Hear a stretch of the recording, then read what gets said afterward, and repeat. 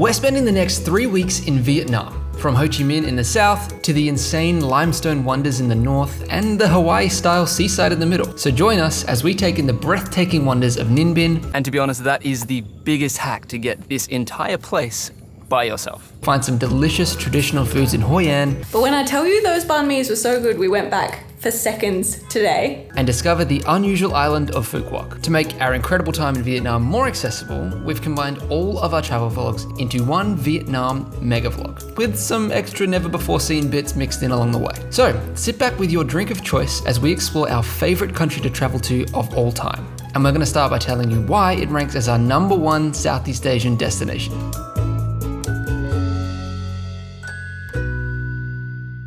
When people find out we've travelled to 45 countries together, we inevitably get that one question. And although we've seen some epic places from the snow in Canada to the deserts of Peru, we pretty much always have the same answer: Vietnam.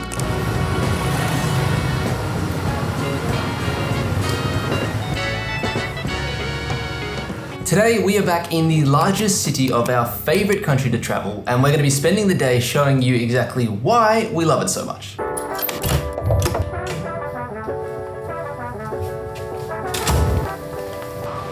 First things first, we need to get a taxi.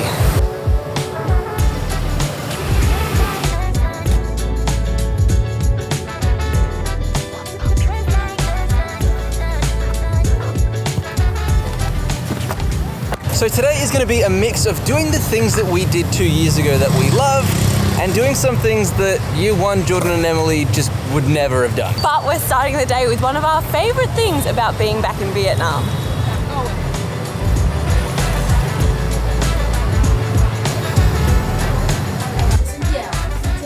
One of the reasons that we love Vietnam is their undeniable and quite unique coffee culture. Not only are there lots of different variations to try, but everyone seems to hang out at the cafes, and all along the streets there are these tiny tables and chairs where you can sit, watch the world go by, and probably enjoy your way too strong Vietnamese coffee.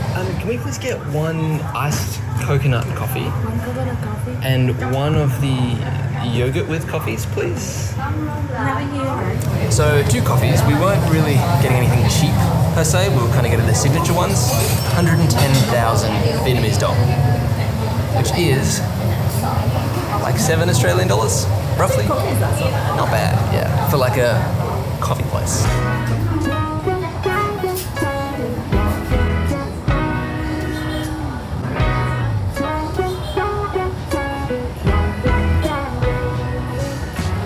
Starting your day with coffee doesn't seem unusual. In fact, probably most of the world starts their day by having a coffee, but in Vietnam, it's different. 2 years ago, when we were in Hanoi, we tried egg coffee for the first time, and I was pleasantly surprised. As weird as that sounds, it was quite good. So today, I wanted to get something similar, but I didn't want to do the same thing. So I've got yogurt coffee. Oh, I can't even stir. Is it that big? Oh my gosh. Cheers.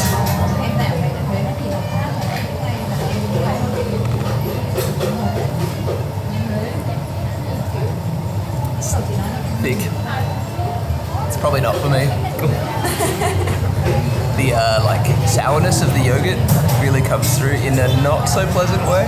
The bitterness of the chocolate brings out the sourness in the milk. That's the worst part of both of those things.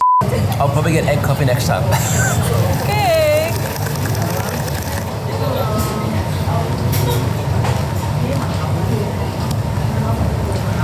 The yogurt has the flavour of Greek yogurt, you know, no sweetness, quite punchy. Woo. And then that is quite strong coffee on top. Enjoy. So Kong Cafe is actually known for its coconut coffee, which we had 2 years ago in Hoi An, and I couldn't resist getting another one. It was my favourite of all of the coffees that we tried in Vietnam. It's almost like a frappe, but instead of ice or water, it's coconut milk, maybe? I don't actually know. But it's this really unique frappe consistency, quite strong coffee, and then a nice sweet coconut hint. If you're going to get any coffee in Vietnam, this is the one to get, but get it iced.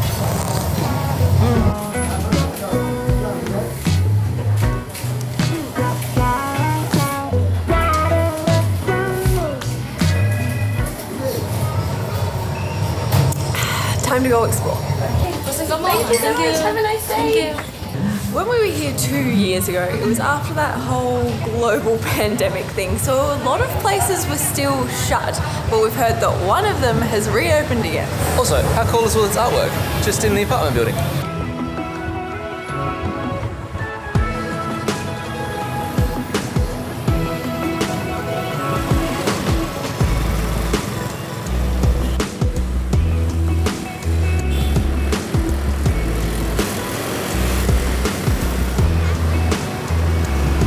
Those classic 920 bells.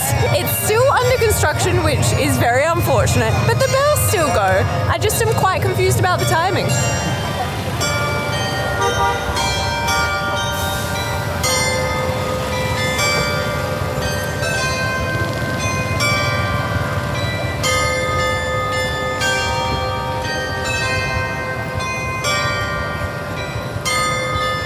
One thing I did not expect to fall in love with when we started traveling was the different architecture that we see everywhere.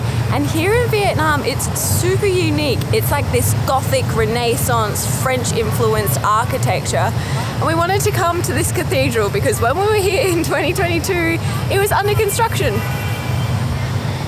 Apparently, it's still going for another 5 years. Luckily, our next stop is right next door.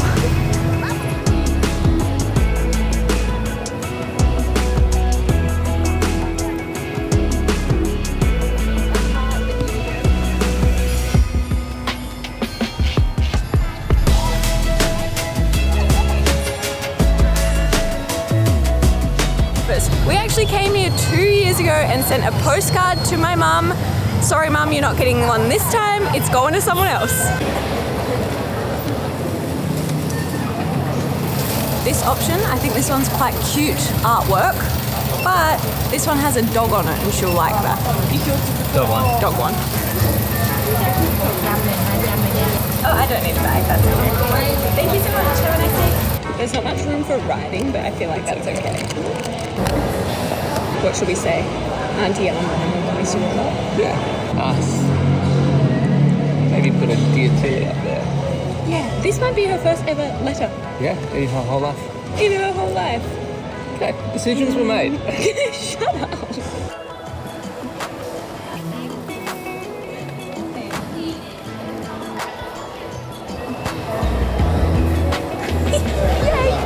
I don't know if it was the builder's intention to make this a massive tourist attraction, but they definitely have. There's so many people here.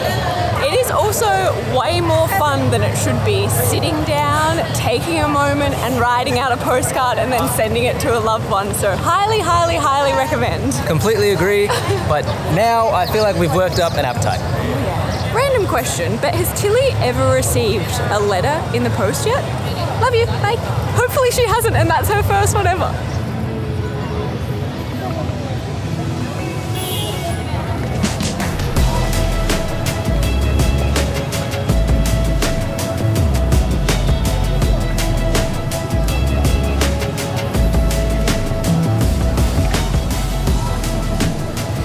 Wow, inside of that post office. I'm sorry. I went like that, I was like, ugh.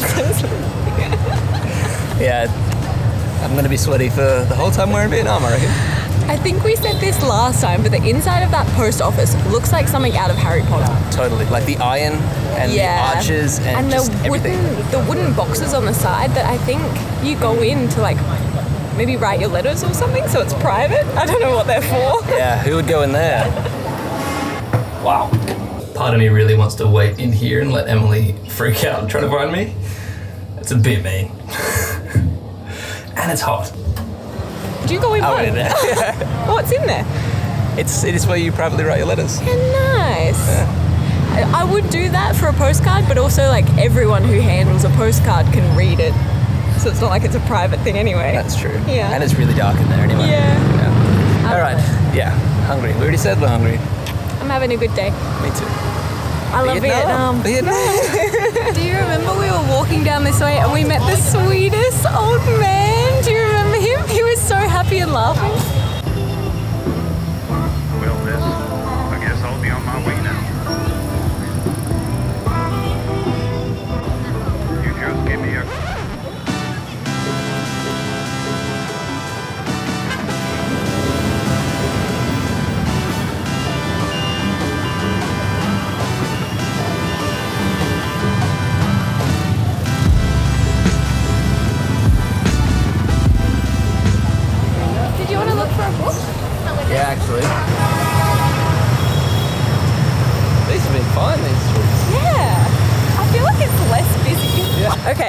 of my other favorite things about Vietnam is just how nice the people are here. And I just spent 10 minutes sitting down with the sweetest Vietnamese man. And we got to know each other. He was singing me some Celine Dion. Celine Dion. Another Celine Dion. That's the way it is. It's so nice here. I love it. And he's just so welcoming and kind. Where else but Vietnam? Where else but Vietnam? Now I'm really hungry. Last time we were in this epic city, we made a pretty ordinary video, and at the very end of that, we had a banh mi. It was incredible. I don't know if it's just because it was the first authentic banh mi experience we've ever had, but I cannot stop thinking about it.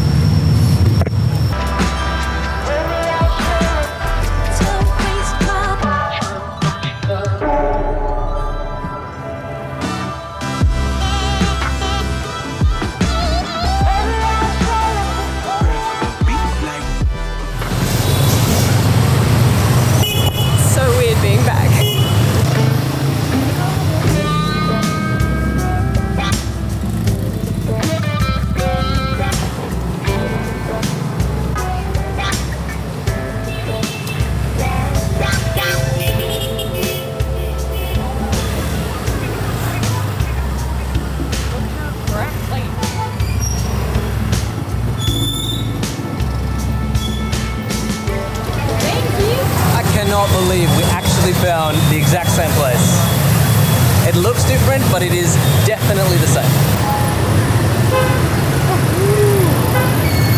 Food has got to be one of the most important things to us when we're traveling, and that is why Vietnam has won so much of our love. Little bit of a story time with this one. Obviously we made that video last time, loved it so much, but people started asking where exactly it was. And we didn't know the name of the shop or if the shop even had a name. So we literally Googled our hotel, went into Street View and followed the steps we took to get there and took a street view of it there. And that's what we've been sending people to let them know. So we really weren't sure this place would still exist, and it does look different to the original video, but it's there. Do you want to try it first? Obviously. A few things I'm going off that makes me think this is still the same place. It's across the street from a fruit place, which I remember last time because I almost ordered a fruit juice. 2 is the pork crackling. Oh, it looks sensational. So crispy on the outside. The wooden chopping block looks super familiar. They're chopping it fresh, slicing up the banh mi, loading it up, and then they drizzle it with this gorgeous sauce that I'm convinced must be the drippings from when they're cooking the pork, and I think that that is the secret sauce that makes this so memorable.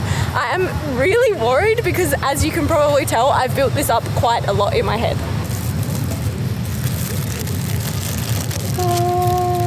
Yeah, it smells amazing. Oh my gosh.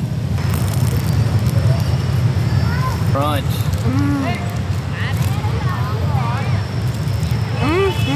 It's quite a bit spicier than I remember, but that is divine. The sauce that they put in there has just coated everything. And honestly, the pork crackle is what makes it. It is so crunchy that you can hear it through the bread. This time where we're staying in Vietnam is District 1, which is the super popular tourist area. And apparently the best banh mi in Saigon is right around the corner from our hotel. So I think we're gonna go try that tomorrow before we check out, and we'll let you know how it compares.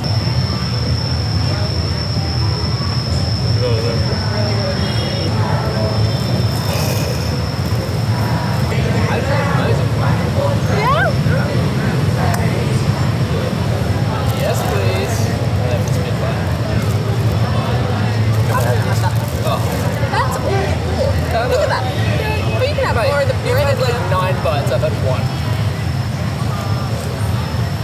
10. None left. It is really good. I think it was just that first bite was super chilly. It wasn't chilly at all after that.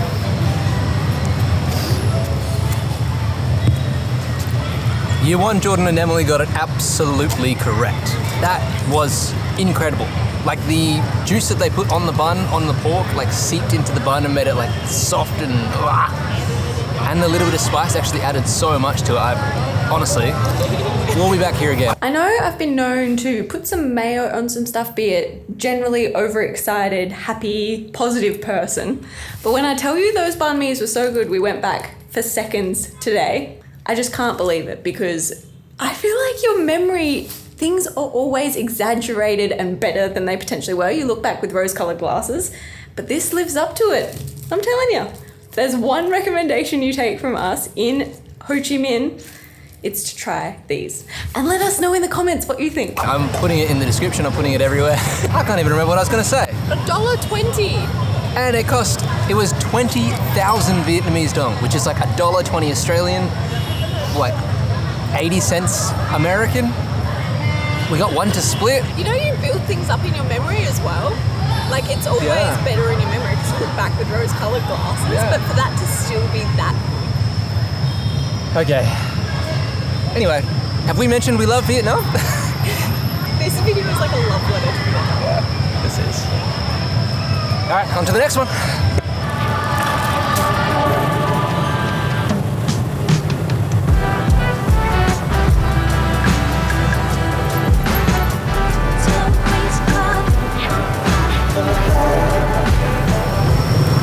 One of the things we love most about travel in Vietnam is the sheer affordability and how much value you get for your dollar here as a tourist. But the next thing we're doing, we've actively avoided in several cities because it's very expensive, and unfortunately Saigon is the same.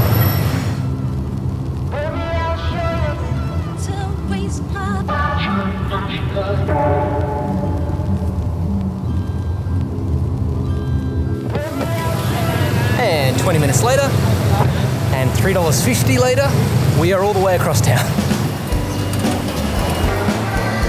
Only see the bill 500. It's a 40,000 you have to drink for Yes, please. Thank you. You take the lift to 79 first, and then walk by stair. You take a drink at 79. Photo and game at 81. And keep the beauty to the soda. Awesome. Thank you so much. Follow the line and select. Like we said, observation towers is something we usually avoid, but this one was too good to ignore. Not only that, we upgraded from just seeing a view to having a package. Yeah, we got sold. We don't have no idea what's included. Apparently, we got a photo shoot on the way in, which we did not expect. New thumbnail. Wow. Okay, 79. Sky view. We're gonna fly up in the clouds. Ah, I forgot to put the drone up. We can do that. After, oh wow. Ooh. It's going quite fast, I think. Well, my ears are popping. It's like the Burj Khalifa one where you're like, I never did that. Too expensive. we didn't do it? No. I'm sorry.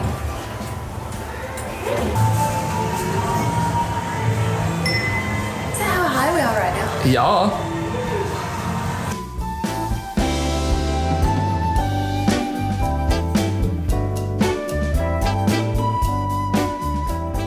So when I knew I wanted to do an observation deck and go up somewhere really high and look over the city, I started researching and I found something called the Bit Financial Tower.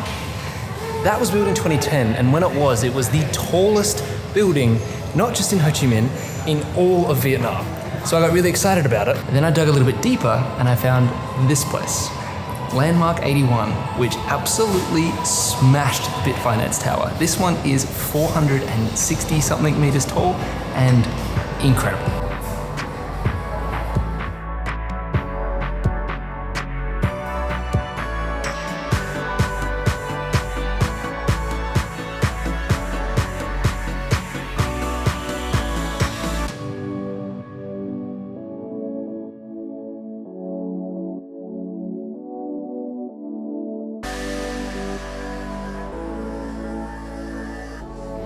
So the tickets to get up here cost about 30 Australian dollars per person, but then you can upgrade for about $3 more and you get a bunch more included. You get a drink, a VR experience,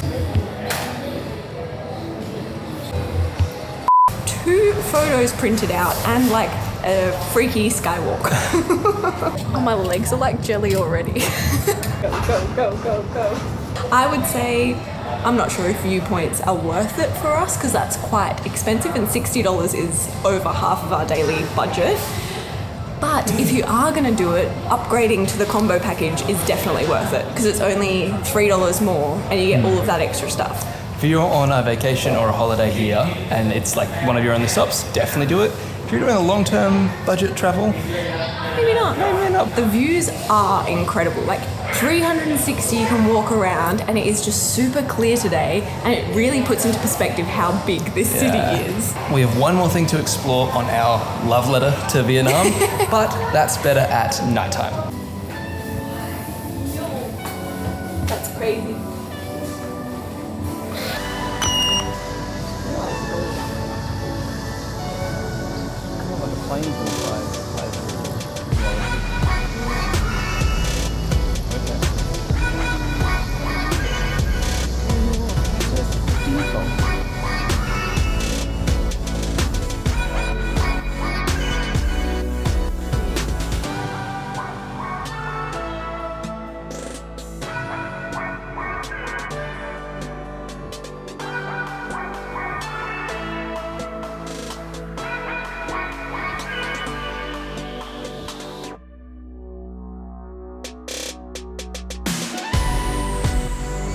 This is Nguyen Hue Street. It is a really cool nighttime. Is it only nighttime? I don't know. A really cool pedestrian street here in Ho Chi Minh. It's like 60 meters wide and it is just alive at night with people selling things, food, all the shops, the lights. It's so pretty. They also do a bunch of performances here. I don't know whether it's like, obviously time of year is going to dictate what's here, but I've seen things online of like big dragons and all sorts. It runs all the way from like this super beautiful European historical government building all the way down to the river. We decided we would walk here tonight instead of getting a grab, and the walk here was quite cool. Like we don't go out much after dark, but we should. I think they do, especially here. Just all of the lights and the people are all out because it's cooled down so much after the rain. But I have had such a great 24 hours writing this love letter to Vietnam. Today, we're exploring the tropical island of Phu Quoc. At least, that's what we thought we were doing. This is not at all what we expected. We flew to the island anticipating sun, vibrant beaches, and a bustling tourism hub. But if you've seen our channel before, you know that travel doesn't always go to plan. We've like 4 minutes to check in. I don't think we've ever had a rejected landing before. Thunderstorms basically every day. And in this video, we really mean it. If you've seen our last video, you know that we love Vietnam. I love Vietnam. We've actually been here before and spent an entire month adventuring from the south to the north. We've also recently decided to set ourselves the ambitious goal of visiting 100 countries in the next 2 years. It's plump. I was thinking, wow, that's an easy one to pack. Okay, my guys, it's just one flight. Oh, pretty good. With a goal like that, you're probably thinking, why would they spend more time in a country they've already been to? We've actually got something called the redemption list. It's effectively a list of everywhere we've been, but things we've missed in those countries. One of our favorite and also most frustrating things about full-time travel is you can visit a country for as long as you want and never see everything.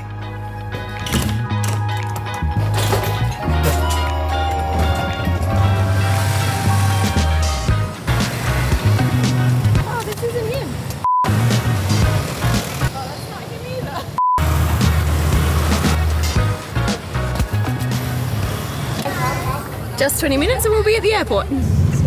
I don't think Vietnam had these last time we were here, but there's all these electric vehicles that you can get as grabs. Such a good initiative, and the car is super quiet.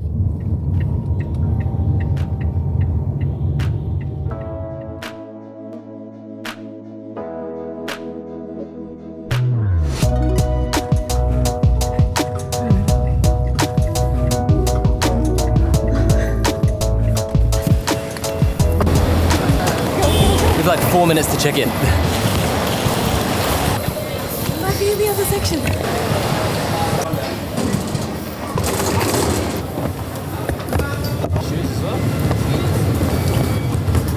Bet you they'll stop me for the drone. Get it after.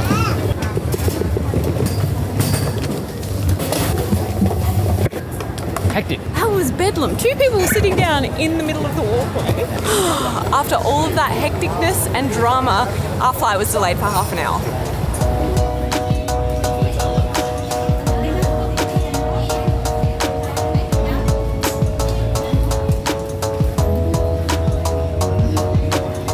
Okay, got a little bit of time to tell you what the plan is, and it is a rough plan. We literally booked the flights and the accommodation about 14 hours ago. The whole idea of this video and the next few weeks in Vietnam are going to be doing the things that we didn't get to do last time.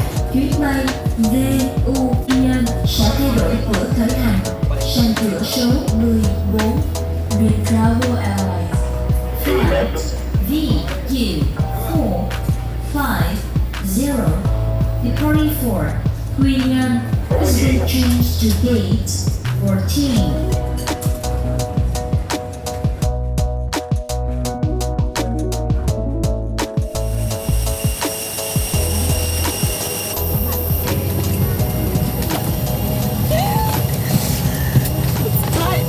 We didn't go to Phu Quoc in year 1 of travel because we had a really tight budget. We were literally catching buses and trains everywhere we went. Ambassador Mimi and crew members, we would like to thank you for flying with the check today, which has last flight. Can we roll your mobile?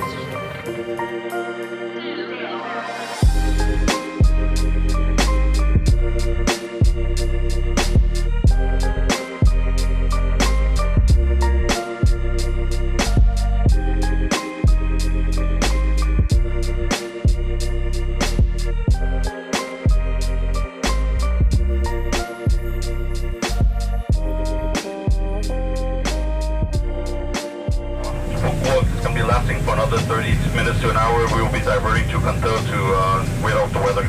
Once again, we apologize for the delay. Thank you for your patience. Did you hear that? We're diverting to Can Tho to wait out the weather in Phu Quoc.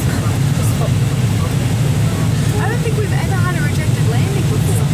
That was crazy. Even all my years, I used to be a flight attendant for 4 years. I'd never had one. That was my first. Wow. Yeah. Ladies and gentlemen, we have landed at Can Tho International Airport, Can Tho City. It is a safety requirement that you remain seated with your seatbelt fastened until the signs has been stripped off. Okay, let's try that again.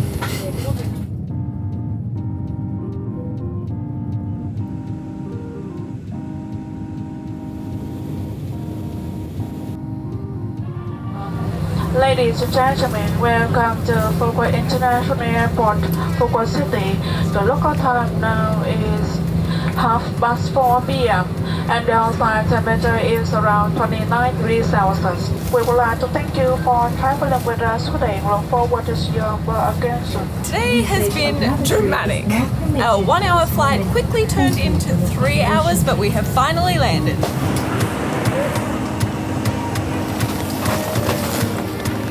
Got some new dents. We are staying at the Ong Lang Beach, which in our admittedly short and very, very quick research is meant to be one of the best beaches on the island and a little bit more calm than the main city. But it's a 20-minute taxi to get there. Perfect island weather.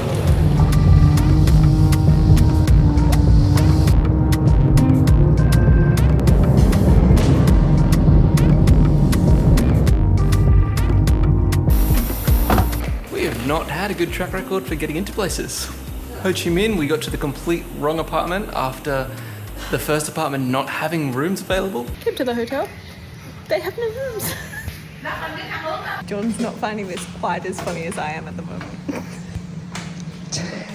On to hotel number 2. Hotel number 2. Fail number 2. The Grab dropped us off where the hotel said they were. They are not here. Attempt number 3 for hotel number 2 on night number 1. Come. Yes. Yeah, left. Thank you. Made it to the right hotel, but it does have a different name on the door. And our flight got delayed this time. And diverted. Hopefully the next one's better. And we had a lovely little mud walk to get here. Because the driver, for some reason, even though he had Google Maps going, he was ignoring it. But to be fair, even if he came down on the road, I think you're meant to, it looks like it's flooded at the moment. Rainy season! Also, there's no one at reception. I just messaged them on WhatsApp, but it is silent here. Very yellow lighting, but this place was only like $15 a night, I think, Yeah. with breakfast included. 10 US. And look how spacious. That's so good. Pool view. Yeah, it's so quiet. Thank you. So we were meant to get in a couple of hours ago, which meant we would be going out for lunch instead of dinner right now. It also means that we have had breakfast and a bit of gum, and that's it. So I'm starving. Hello, hello. You do want to be friends. You do? You want to be besties? We can be best. We don't fight each other though.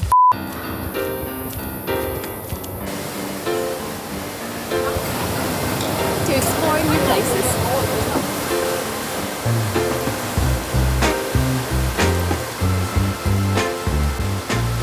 We probably should have checked the weather before booking flights to the islands. In full transparency, this is currently our second full day here, and this is the weather. Thunderstorms basically every day. So, this video is quickly turning into how not to travel Phu Quoc in Vietnam. Not only were our flights diverted, and it's been raining the entire time we've been here, we're the only people that we kind of see in the entire town. Now, apparently, the whole electronic grid is down for the entire day. It's just bad timing.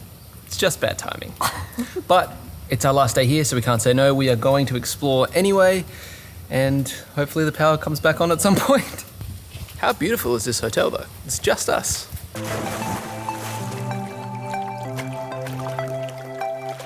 $15 a night. Making a deal that even though it's not great weather and even though things aren't going to plan, we're going to have a good day. And we're Deal. going to be positive and we're going to look on the bright side. Deal? Deal. It's also rainy enough that we're going to switch to the GoPro. Let's go. I don't know how the audio is. It's a 20-minute walk to the beach.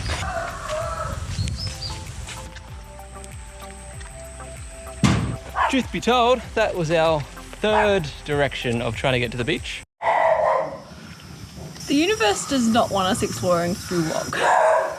Okay, new plan. We're going to get to a road somewhere, and then we're going to order a grab and take us to the place that's meant to be like the Europe side of Phu Quoc. It's meant to be really, really beautiful.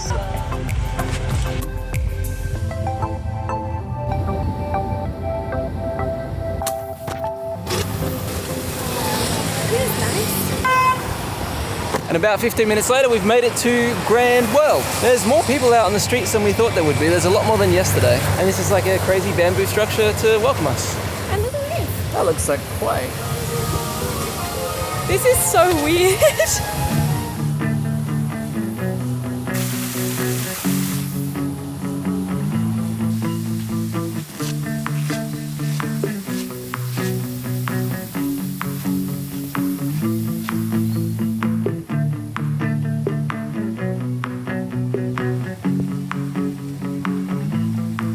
They have like Jurassic Park themed music playing constantly. Really puts you into that Jurassic Park mindset. I can't wait to get into all the buildings. One of the most popular things to do on the island of Phu Quoc is to go to Vinh Wonders, which is the theme park here. It stretches over 50 hectares and is actually the biggest theme park in all of Southeast Asia. I'm pretty sure Grand World is part of that, but this place is free entry. The Vinh Wonders theme park looks amazing and incredible, but it is very expensive, and we thought we're not going to make the most of it in this weather, so this was a good compromise for us. This is crazy. It looks like Venice.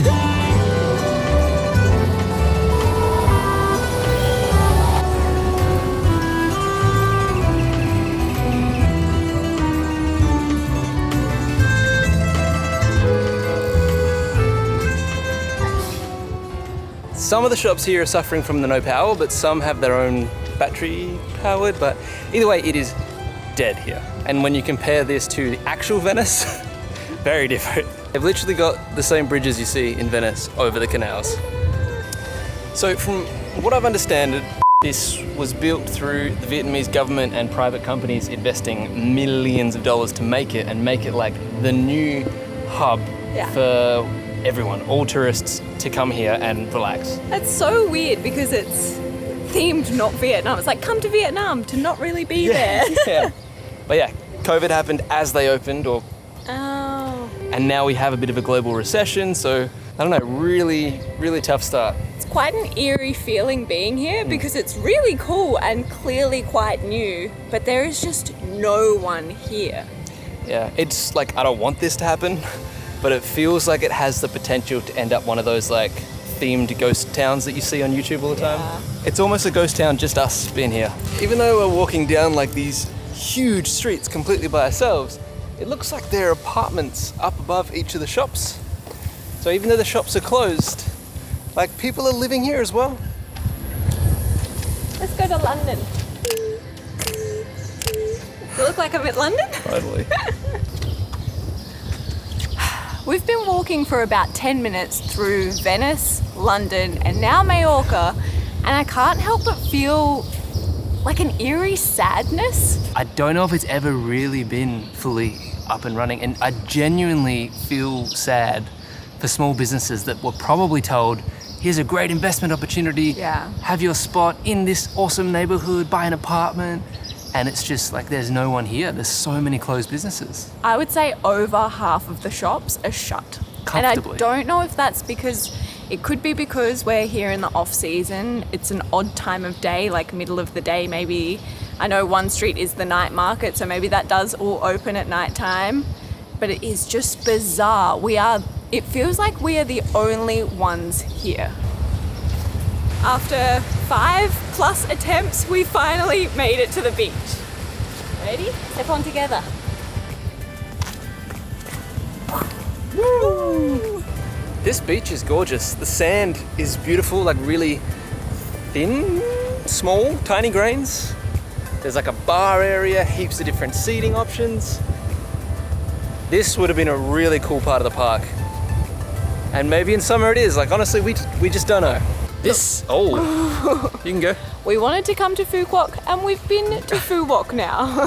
This is not at all what we expected. We had pretty clear expectations of what we were going to experience here, and a ghost town was not on the list. Not at all. I think we were just picturing summer. Tropical beaches, nice sun. We have had none of that. Sometimes travel plans don't go to plan, so we apologize for that. But at least you got to see maybe a different side of Phu Quoc. I think that's what makes travel fun. Yeah, you never know what you're gonna get. And always look on the bright side. Like, this would be better if it was full of people and all of the shops were open, but also we've had it completely to ourselves.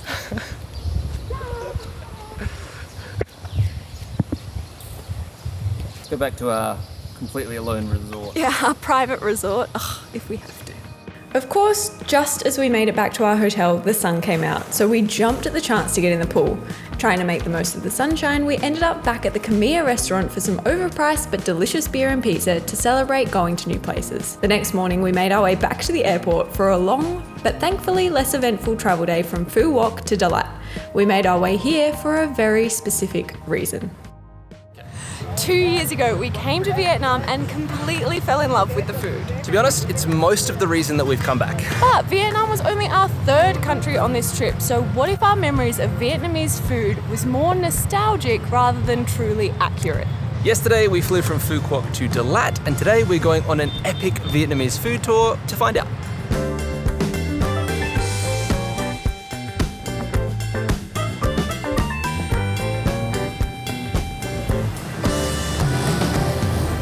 Just across this road is the Dalat night market. We actually stumbled across this morning when we were walking around the town, and it was so busy. There were people selling fruit and vegetables and clothes and everything you can think of. But then we realized that at exactly 5 o'clock, they changed from a day market into a night market, and it becomes fully pedestrianized food heaven.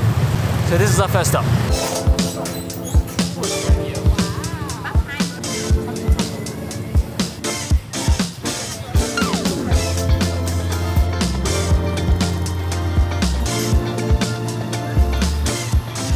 Looks like the market is split down the road evenly. One side is all food stalls with little plastic chairs sitting out, and the other side they're still setting up, but it looks like it's all clothes. Plus, it has just gone 5 p.m. and it is already packed.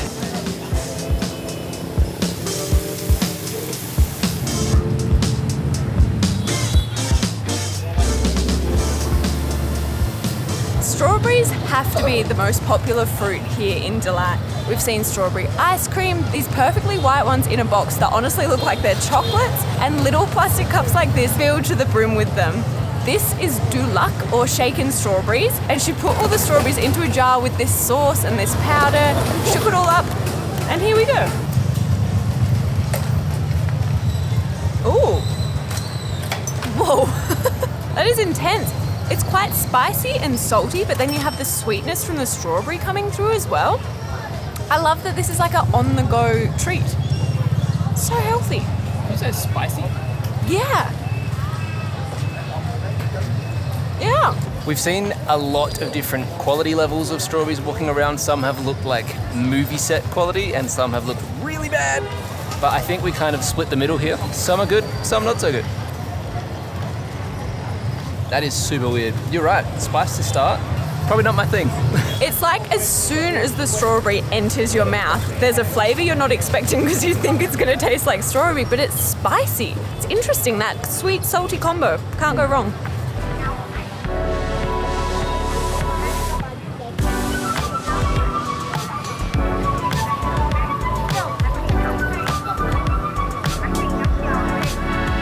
What do you have? Sugar, perfect. Okay, so no judgments, but as we were walking away from the night market, we saw other strawberry cups. Those ones look heaps better. And it turns out there is a chili version which we had, or a sugar version. He basically has all of the cups pre-made with cut up strawberries in them, spoons in about a tablespoon of sugar, shakes it up with another cup on top, and here we have a nice treat.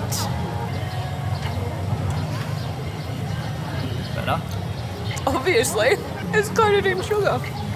Oh, it takes it from like an interesting snack to a really nice dessert that feels kind of healthy. I'll try. No. These strawberries look so red, they look like that maraschino cherries you get in an old fashioned. Oh yeah, not even exaggerating. 100 times better than the other ones. It's actually like a Royal Show candy treat. Yeah. They should do this more. So simple. Adopt this, Australia. This market literally stays open until 5 o'clock tomorrow morning, but we need to move on. For our next stop, we were going to stay at the night market, but when I was doing some research, I came across a place that had all of these super wholesome 5-star reviews. So of course, that's where we had to go. This place is so unassuming. It's literally a garage. Like, there's no attempt to make it look restaurant-y. It's just a little old lady, super nice, cooking out the front. She's so methodical in how she does it. It's one by one,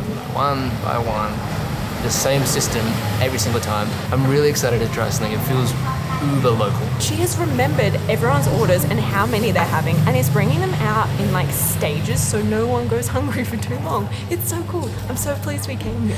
As soon as we walked up, she just said 2 and then pointed to some seats for us to go sit in. Some people cleared out and she's moved us closer to the front. I love that she's just taking charge. She's like this firecracker. It smells so good.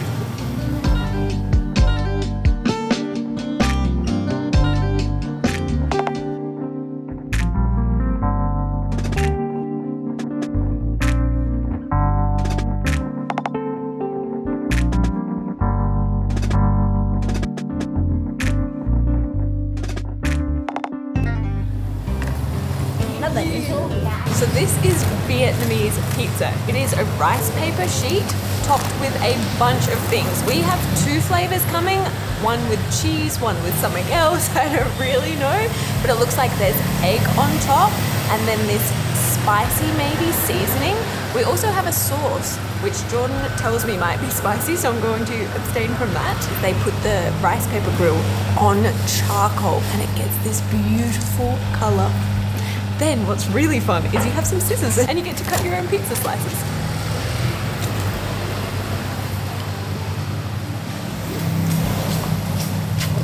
Thank you. Thank you. Oh, I think that's the cheese one. That is so good. The egg is cooked perfectly on top. It's oniony and spicy and salty, super savory and crunchy. It's like Turkish pizza. Remember that? No. It's so thin, the rice paper. I like it because it's super crunchy. There's something about crunchy. It's not a flavour, but it should be. Right through the cheese.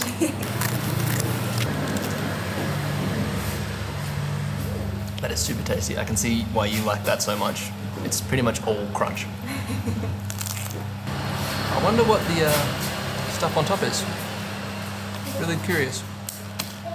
Because the rice patty obviously is so thin and then it's cooked over these char grills, it becomes super crispy and like blackened, but not too much on the bottom. They also, I'm pretty sure I saw sesame seeds on the bottom, but whatever they're doing, it's working.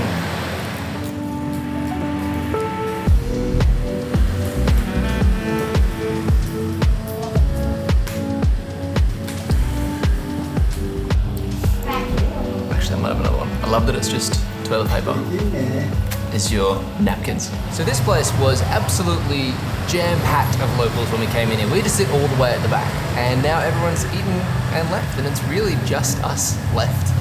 It's a shame now that we're finished, we are leaving, but that was surprisingly really, really good. Not that surprising. I thought it looked good, but it exceeded my expectations, I should say. We will leave the location for this place in the description, because if you come to Delight, you have to eat here. I'm pretty sure her name is Auntie Din, and she's been in service, I think, for 20 years. And yet, it is so unassuming in here. So much better than getting at the market. I don't know how much it cost though. No, hope it was not expensive. 1, 2, 3, 4, 5, 6, 7, 8,000. Thank you so much. Have a nice night. Thank you. That was amazing. That was delicious. We'll see you tomorrow. Of course, we had to start the day with coffee, but because we're here in Delight, we wanted somewhere that was serving Delight beans because they are grown here. Something about the temperature makes the coffee amazing. We came to a super popular cafe and ordered 2 coffees, one black and one with cream. Neither of them have arrived the way I was expecting. The black coffee is almost like a table drip coffee with a little candle, and the cream is ice cream. Plus we got 2 other mugs, I'm pretty sure filled with coffee for no reason.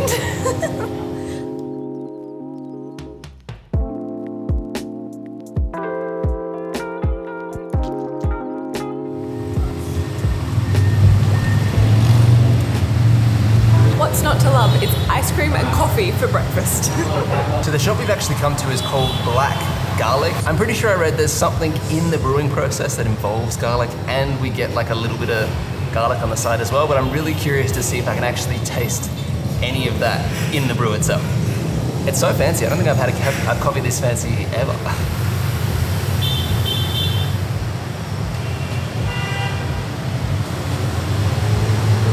Can't taste any garlic at all. That is strong Vietnamese coffee, and like stronger than normal strong Vietnamese coffee. It's almost too hot for me at the moment.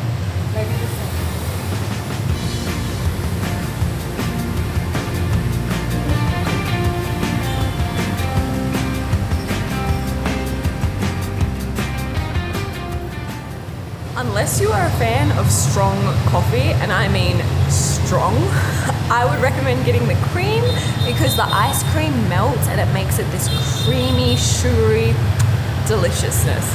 But oof, I feel like my eyes are bugging out after having just a couple of sips of the black one.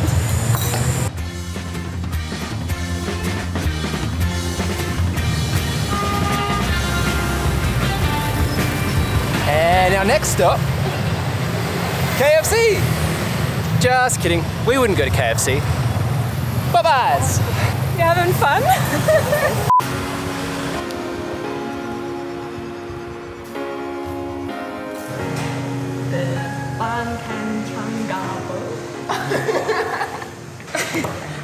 Yeah. Just Hey, one then? Yeah. One serve. Thank you. Come on. After about a 15-minute walk into the suburb area of Delight, we've come to a place called Cat, and that's because they're supposed to have one of the best band cans, which is mini cakes or can cakes in English. I'm not really sure what to expect, but if online is anything to go by, it might be similar to what we had in Laos. This place is super cute. There are heaps of chairs. We're the only ones in here, and a beautiful mural painted on the back of the wall that honestly looks real. Like, it does look like a building. The people look fake, but it looks like the real building, don't you reckon? I think it's because of the roof. At the front of the shop, there's these 3 huge silver things, and in them there's all of these circle rounds that they just get filled with the egg batter and all of the toppings on top. Plus, we got this super cute bowl that I think is filled with a sauce that we dunk them in. They look nothing like what we got in Luang Prabang at all. So I don't know what I saw online, but these are different. There's 4 different options here, and we went for the chicken and beef one. Ooh. Weird. But good. Yeah, not bad. It's what you expect. Like, it's an egg. It's like a frittata in a crunchy casing, and the sauce that came on the side is filled with scallions, fried onions. Mwah, beautiful. So it was 48,000 Vietnamese dong, and it comes with 8. We almost got 1 serving each, so I'm really glad we didn't. Yeah. So it's almost like a rice paper cup with an egg, like a frittata. And then in that, whatever you choose. Yeah. Okay. Very simple, but really delicious. They got served on this wooden basket, and what's really cool is the mural inside here shows, I guess, the original way of making these on a clay pot over an open fire. That'd be pretty cool. Bit of a rookie error on our part. We didn't have enough cash. So I'm gonna sit here as collateral while Jordan goes on about a half-hour journey to an ATM. Whoops.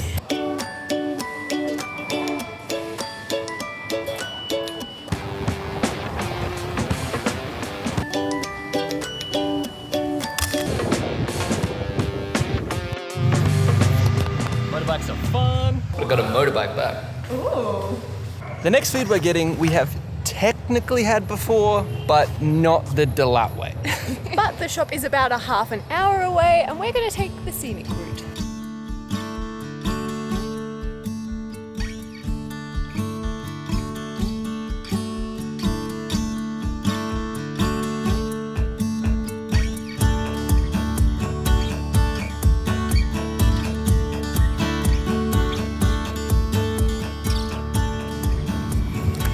There is a huge lake in the center of Dalat. So we've come to walk around that. One of the most popular things to do here is an alpine coaster. It's almost like a luge. And we were so close to going, but Jordan was double checking the prices this morning. And it turns out you have to pay like an entrance fee and then pay for the ride as well. So it was just outside of our budget for doing something like that. I think if we were in Switzerland, obviously the price would probably be tripled, if not more, but the views would be insane. There, I might consider it a bit more. Plus, this is a food tour. We're not meant to be doing experiences. So instead, we'll sit by the water and wait until we're hungry again.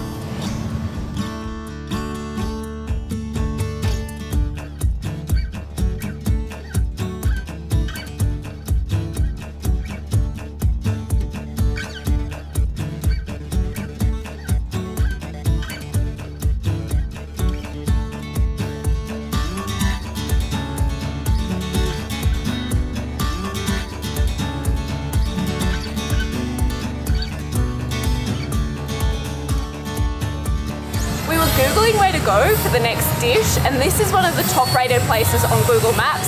It is very loud, but the owner's super sweet. We walked in and he just said, "Banh mi chun mao," and I said, "Yep, 1 please." And now we're sitting out the front waiting. Out the front, we've got incredibly busy road. There's roadworks and just an insane amount of motorbikes. And then in here, there's local music just blasting, which is nice ambience. I guess they try to drown that out, but for our purposes, not great. Just get into the party vibes. So we have had banh mi before.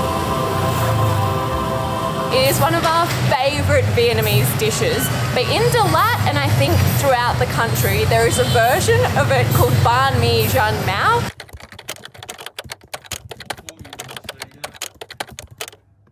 Chu Mai. Which is banh mi with meatball soup. I've been calling it like a deconstructed banh mi. I have no idea what to expect though. All I know is bread, soup, meatballs. Yeah, I'm pretty sure from the research I've done, it's a pork meatball in a hearty broth. with the bread on the side and you dunk it. Sounds amazing. Sounds like a meatball sub from Subway, but like 10 times better. Wow, thank you. Perfect. Thank you. It absolutely passes the smell test. It actually smells like Italian meatballs. I'm assuming we just cut the bread open and put the meatballs in, like we make a banh mi, or do we dunk? I think it dunk. We dunk. It's toasted. That is a super hearty soup outside and the bread is so fresh. I think this was baked this morning. Let me get some meatball. This is gonna be your new favorite banh mi. The meat is so tender, it melts in your mouth, and then the crunch from the bread, delicious.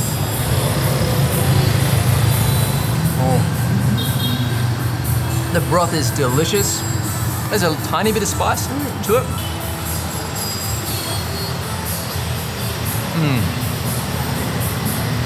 It like falls apart in your mouth, but inside it is just like a burst of flavor. It's like the broth, but then times 2. This is my new favorite banh mi. We might need to order another one. That was delicious. It's like a perfect blend between 2 of my favorite cuisines, Vietnamese and Italian. One thing that always freaks me out in places like this though is we don't know how much that was. So John's gonna go pay and fingers crossed it's not crazy. How much was it? That was 25,000 Vietnamese dong or $1.50 Australian. On to the next place.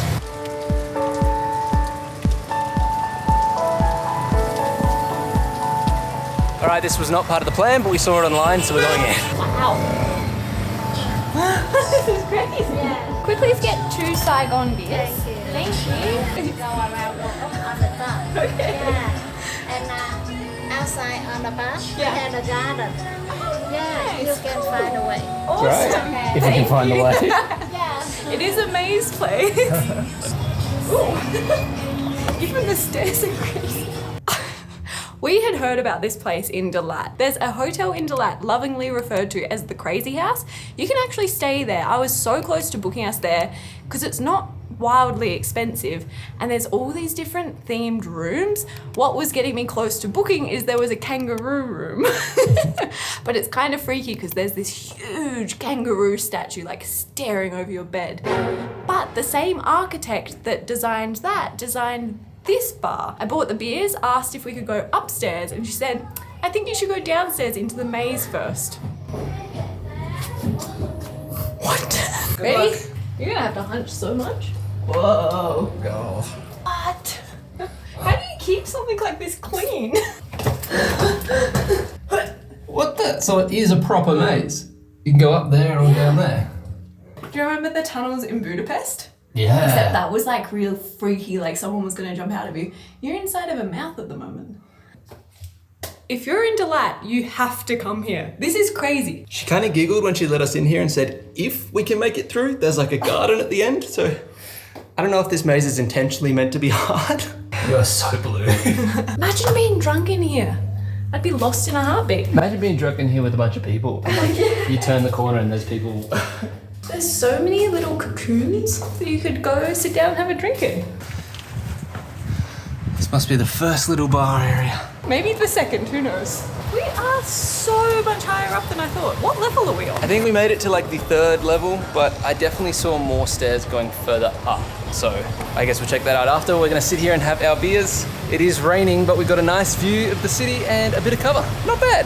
Nice like surprise for a food tour day. We genuinely weren't planning on coming here, but as we walked past, the rain started. So it's like the universe was telling us, go in.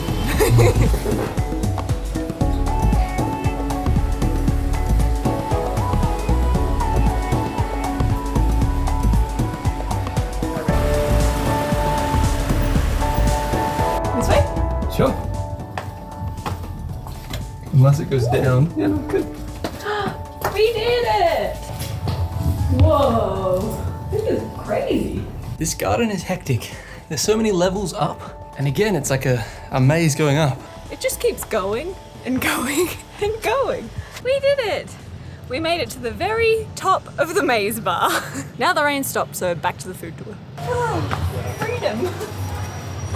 That was bonkers. There are two pretty unusual things about me. One, I really like to soak in the tub. And two, I never grew out of my fondness for milk. So when I heard that the last meal that we were getting in Dalat was a milk drink, I was pretty excited.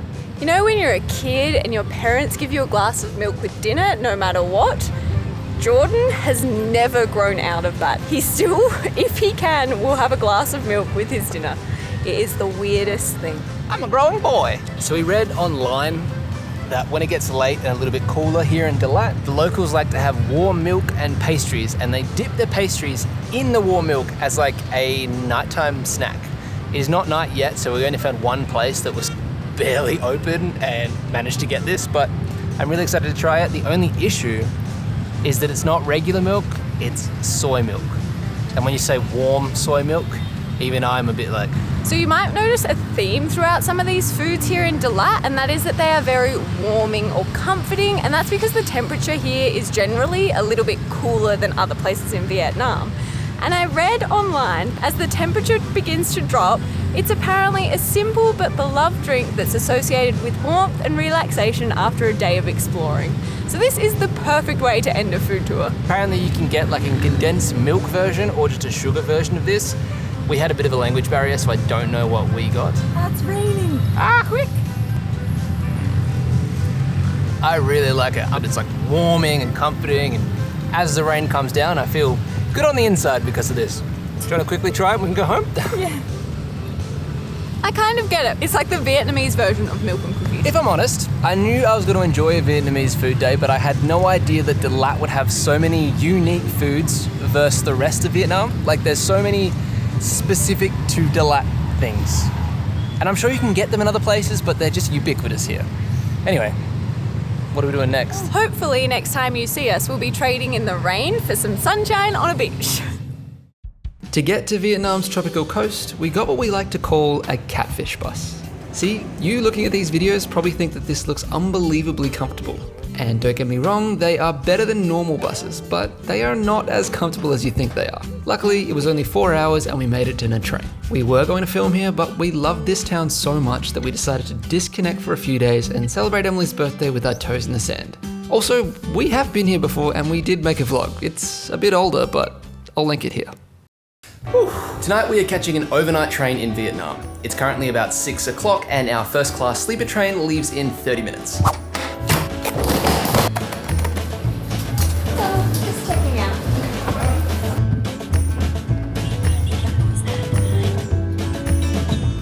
The whole journey should take about 11 hours. We're leaving from here in Nha Trang, heading 500 kilometers north, and if all goes to plan, we should arrive in Da Nang at 6 a.m. tomorrow morning. You can book these tickets online, but we came here yesterday and booked in person, and that's for two reasons. The first is it actually saved us a little bit of money in booking fees, and the second is we guaranteed ourselves the bottom bunk, which we know from experience is far superior. I am super grateful that we ate before we came here, because generally we just assume that there's going to be some sort of food option at the train station. Turns out in Nha Trang there is a cafe that sells some ice creams and a mini mart with some potato chips. Train SE22 is arriving on track 1. For your own safety, please do not cross the tracks in the station unless absolutely necessary. If you need to cross the tracks, please follow any instructions of the railway staff. This way. Ooh, we're looking for 13. Hello. Hello. Hello, how are you? This is us. Wow, this is so much better than the last Vietnam train we got. As you can probably tell, I don't think we're going to be alone tonight, so I want to do a super quick tour while we're not interrupting other people's sleep. This is first class, which might seem odd given that we have to share a room. I think you normally think first class means at the front of the plane, something private. In Vietnam trains, that is not the case. So we have these, decently thick mattresses. The sheets look really clean. Decor, 10 out of 10. Doesn't that look like it's the window and you're just driving past a sunset? There's little foot things. You have to be quite flexible and don't wear a skirt because if you're up on the top bunk, oh, it's a bit of a workout. We have the 2 bottom bunks. It looks like we get a pretty plushy pillow. Doesn't smell super clean. It's okay. A comforter, which I would say I can't imagine using, but on our last train, the air conditioner was blasting. So I was freezing a lot of the night. So, might need this. It looks like everybody has their own little nightlight that has a USB charger as well. Super handy. A cute little desk. This is a benefit of having the bottom bunk. We get to use this. Top bunk looks like they get some storage above and all of the switches, so they're in charge of the lights, I think. Ow! Whoa! You know on a bus you normally have one of those little air conditioner controls? Turns out there's not air conditioning in here. There's just 50 of those. I don't know why that's so funny. Let's just do 50. Turns out there is also hooks and hangers in case you need to hang some things, a bin and proper outlets. So we could charge our laptops if we want to. There is also a quintessential Southeast Asia thing, and that is shoes. Inside shoes. I'm assuming these are actually for you to take and wear to the bathroom because it is kind of annoying to have to put on your sneakers every time you want to go to the bathroom because obviously you're not going barefoot, right? Don't do that. I used to hate when people did that on the planes. So this is the first class option, as Emily was saying, but it is a 4-berth. There is also a second class option, which is 6-berth, and a second class seated option, which is literally like a bus seat for the entire 11 hours. And please don't do that one. That one would hurt so much. But over the last couple of years, they have actually introduced like a private VIP class, they're calling it, and it's a cabin just like this, but only 2 beds. Now we couldn't come to Vietnam for a second time and do all these different trains and not experience that. So our next leg is going to be in that super expensive, super luxurious private cabin. Bye-bye, money. Please watch our YouTube videos. We need to get that money back. If you know us, you know that we love train travel, and I'm super excited to be comparing tonight's experience to what will, I'm sure, be a better experience in a couple of days' time. It is 6:29 right now, so the train should leave in about 1 minute, which means we might be alone for the start. That's some pretty flowers. I know. From a very, very brief introduction, this train looks magnitudes better than the last train we took.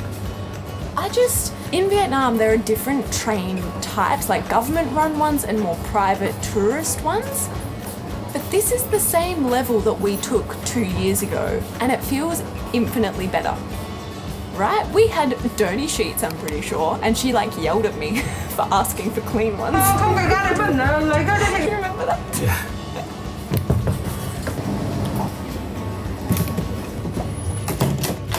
While we're stopped, I thought I'd run to the bathroom so it's quiet and you can hear me for a super quick toilet tour.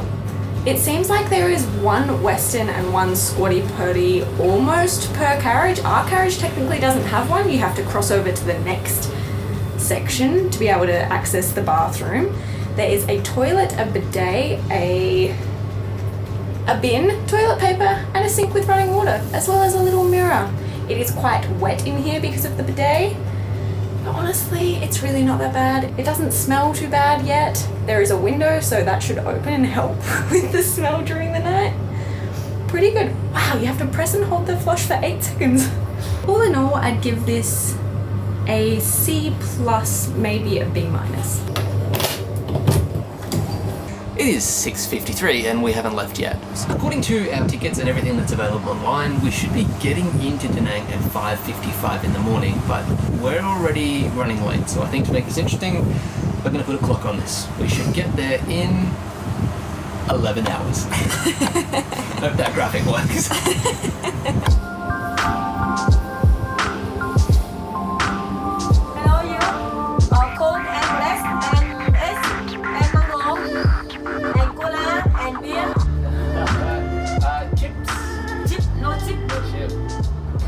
How much? 40. 40. Yes.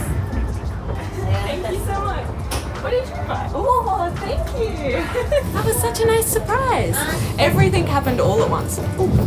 And it continues. Xinjia! We took off. I was in the bathroom. A lady with a food cart came by. So Jordan got us some miscellaneous fruit that apparently is mango. I don't know what that is.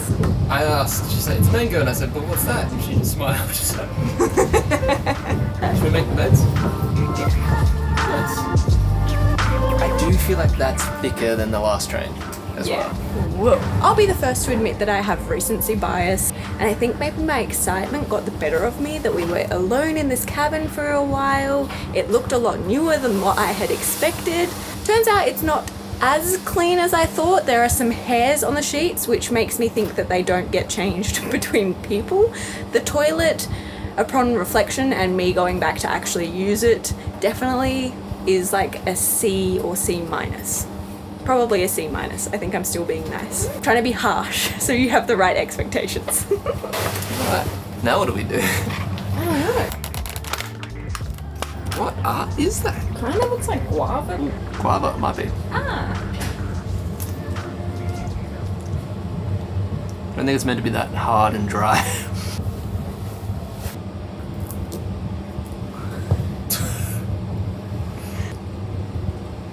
Ooh, it's quite sour.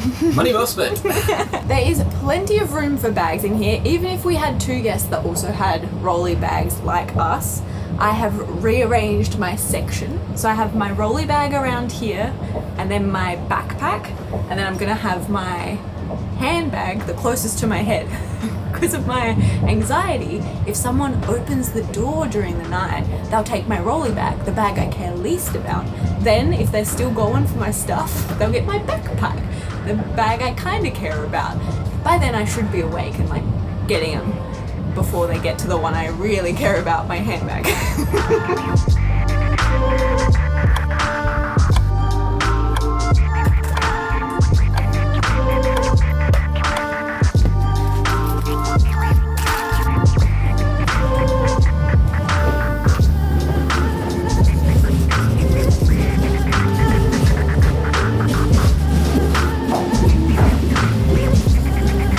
It's only 8 o'clock, got a nice early teeth brush, always hits well. I'm going to do some nighttime exploring before we settle into bed.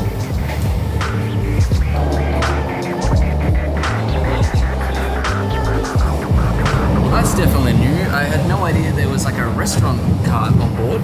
There's a full menu and everything you can order from, and it kind of looked and smelled good. Kind of wish I spoke Vietnamese because they looked like they were having a really good time. I'm going to try to the back of the train. Alright, I found the second class sleeper, which is the 6 bunks, but I think I only got to the carriage that was the workmen, people that are on the train, where they sleep. And I can't get any further, so I couldn't get through to the second class, but it is getting bumpier. Jeez. Apparently some of the cabins have hot and cold water. You could just like get tuna noodles and cook them yourself. What did you find? Found the dining car. Ooh. And I barely got any shots of it because all the workers were like, what are you doing here? And I was like, ah! But it got super rocky on my way back. I was like, yeah. What's the restaurant car like? It smells good. That's nice. No one spoke any English. Yeah. And I didn't speak any Vietnamese. I'm not that hungry anyway. We ate dinner beforehand. Yeah. I didn't think that there'd be a restaurant car. No, that's got to be new. At the same time, the VIP, like 2 sleeper cabins came in. Seems like they had a revamp. We still don't have roommates, but I think it's late enough now that we're going to turn the lights off, try to get some sleep, hopefully not be woken up immediately. I guess, unless anything eventful happens, we'll see you in the morning.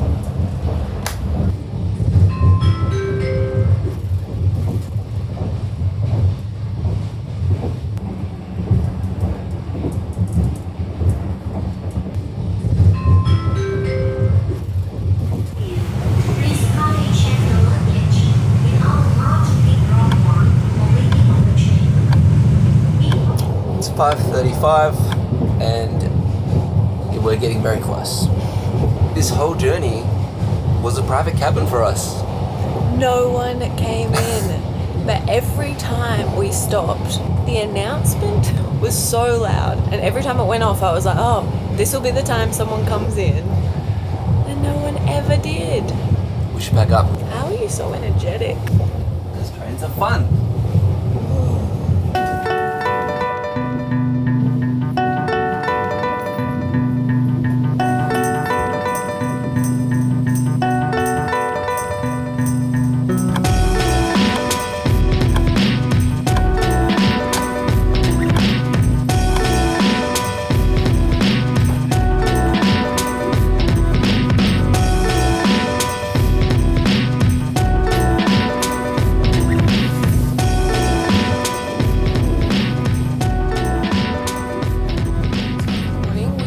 Woken up with a very classical music, potentially the Vietnamese anthem. Then the sweet lady came and knocked on the door and confirmed what we believed to be true, that these sheets do not get switched out, they just get folded up for the next person.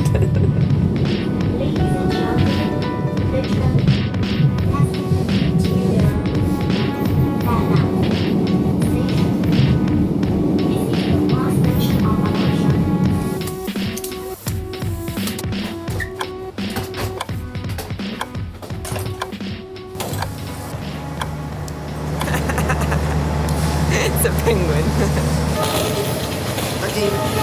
No, thank you. And we've officially made it to Da Nang. We were scheduled to arrive at 5:55 and it is 6:11 now, so that's pretty good. Despite leaving like half an hour late, that's not bad. They made up time for sure. I would say the bed themselves are thicker than I remember, and I got some pretty good sleep on them.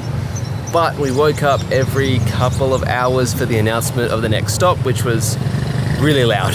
It genuinely felt like every time they played it, they turned it up a notch. Like during the middle of the night, I swear it was the loudest thing I've ever heard. There was also a point where it felt like a washing machine, like it was a really rough. I quite like that though, it like rocks me to sleep. Not for me. And we had the cabin all to ourselves. Every time the announcement went off that we were stopping at a new station, I was like, this is it. This is when someone comes in. Also, I need to invest in some form of eye mask that has like headphones, because I don't like sleeping with my big over-ear ones, but I sleep better with them.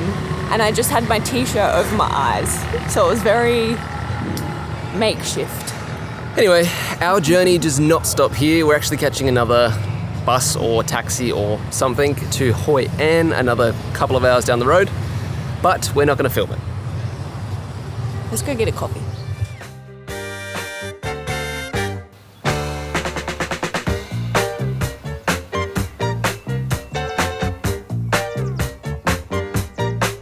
We've been in Vietnam for a while now, just zigzagging around the south of the country. And one thing that stuck out to me the entire time is just how affordable it is.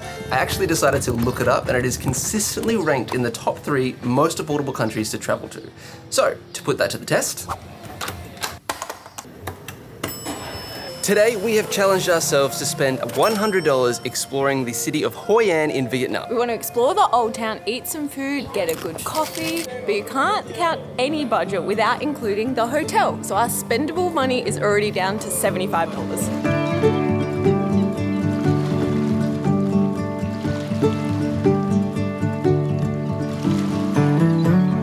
Hoi An is split into 2 areas. The ancient old town with all of the beautiful architecture, restaurants and bars, that's where we stayed last year, or 4 kilometers away is the beach, and that's where we're staying this year. Very relaxing, very stop and drop, not as much going on here. So to get into the old town, we could either walk for 50 minutes, pay for a grab, or...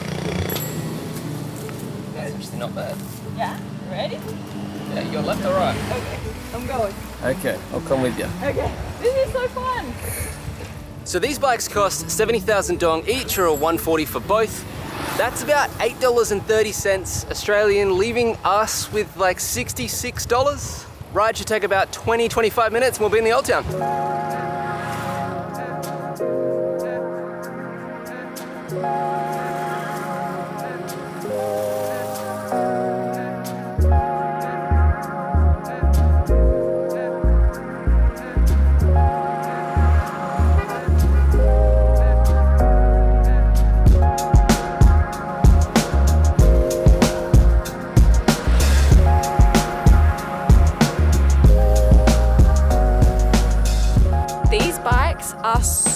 super old school. Like, they reminded me of the bike I used to have at my grandparents' house. You pedal and all of a sudden the bike is just going as fast as it can. So your pedals don't matter anymore. You're doing all this effort and it's not actually paying off. It is extremely hot today, but we have ended up in an area where we're just surrounded by rice paddy fields and water buffalo, which is so cool. I think it's still like a 10-minute bike until we get into town though. And I cannot wait for a coffee.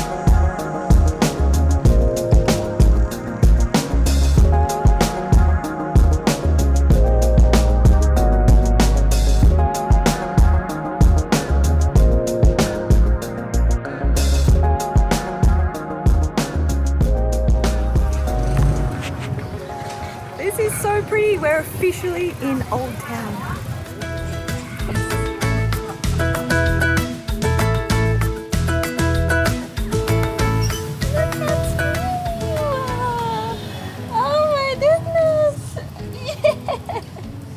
That was a brutal ride.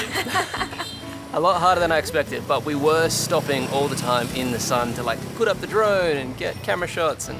Yeah, it wasn't hard, like it wasn't hilly or anything like that, just hot and sweaty. Perfectly flat, almost, the whole way from here to the beach. And then as soon as we got into town, it got so busy. It was quite intimidating, so we kind of put the camera away because we were just focused on surviving. But we have made it to Old Town, where you can see the famous architecture and the yellow buildings here. Apparently they painted them yellow because it's meant to be a local tradition of like royalty and luck and financial benefit, but other people also think that it's mainly to just keep the temperature down inside, which makes a lot of sense to me. What, yellow reflects the heat? Apparently. Wow, I didn't know that. Probably not as good as like white, but... Yeah. It's more aesthetic. It looks cool, yeah. We've locked the bikes up. I think we're gonna have a little walk around town before we go to our first paid activity.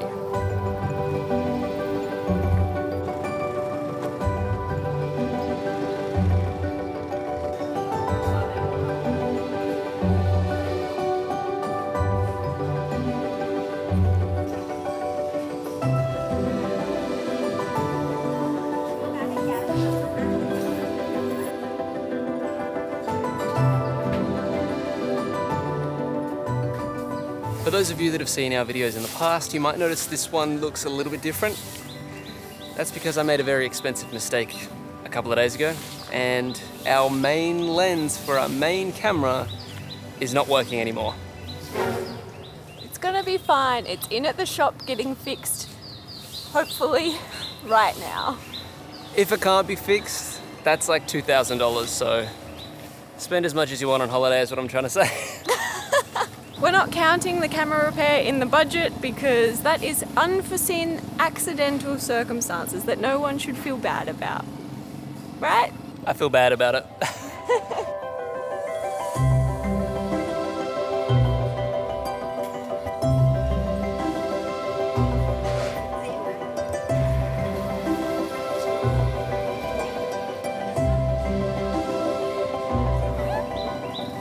Love that exploring the town was like a free mark for us today, but we're on to the next thing, which is not free. One of my fondest memories from being in Hoi An the first time was we got to try egg coffee here, and we sat at the cafe for so long enjoying the coffee, and I really want to go back and have another one, but Vietnamese coffee is extremely strong, and where we're going now, I think we're going to have about 5 of them. For the budget, we could have easily gotten a single coffee each, maybe a nice iced coconut coffee for the heat, but because we've been to Hoi An before, we were on the lookout for something we have never done. And that's when we came across a coffee making class. So we get to learn how to make Vietnamese coffee today. I think we get 5. It did blow out the budget slightly because there was maybe a mishap with booking. We thought we found a cheaper discount. Turns out it was in American dollars, not Australian. So we paid a little more than we should have. Long story short, this is costing about $40 for both of us. But I do think lunch is going to be on the cheaper side. Welcome to our coffee making class and welcome to our family business. My name is Ninh. Everybody, today my family would like to show you how to make Vietnamese coffee. The first one, that is the black coffee, and then white coffee, and then the egg coffee, salted coffee, and coconut coffee. 5 coffee in 2 hours. That's why I recommend you don't drink all of them, just drink a little or half better. Because I'm worried if you finish 5 cups of the coffee today, you will fall down here. Egg coffee is a Vietnamese classic and one that we were super interested to learn how to make. Turns out it's an egg yolk concoction with a bunch of different sugars and condensed milk. You whip it up and try to pour it into your mug. Bloody wind. Next, you take a shot of strong Vietnamese coffee, add it to the mixture before filling the outside bowl with hot water. As it turns out, this helps get rid of that eggy smell and slowly cooks the egg mixture. And it's probably no surprise that with all of those sugars, this is delicious. You did. Oh, it's gonna blow everywhere. Yeah. Next up, we're on to Emily's favourite, the coconut coffee. This one felt like a science experiment meets bartending. You need coconut cream, whipping cream, condensed milk, and then it's shaken over ice and poured. Whip the black coffee until it becomes nice and foamy in texture, and then add it to the top. Delicious. Okay, we kind of lost the filming in there and we were more focused on the coffee making course. We got to make 5 different coffees: salt coffee, coconut coffee, egg coffee, condensed milk coffee, and classic black Vietnamese coffee. It was all so much fun. My favorite is definitely coconut coffee, but it was super interesting learning about all of the history, why salt coffee is a thing. It's because sailors back in the day were making their way to Hue in Vietnam. They didn't have any water, so they just used ocean water that had salt in it, and it tasted really good. And it's not just a coffee making course, it is also karaoke party time in there. It was so much fun, but now we need to eat. Ouch, I literally fell. Go, go, go, go, go. I don't even know where I'm going. Back to Old Town?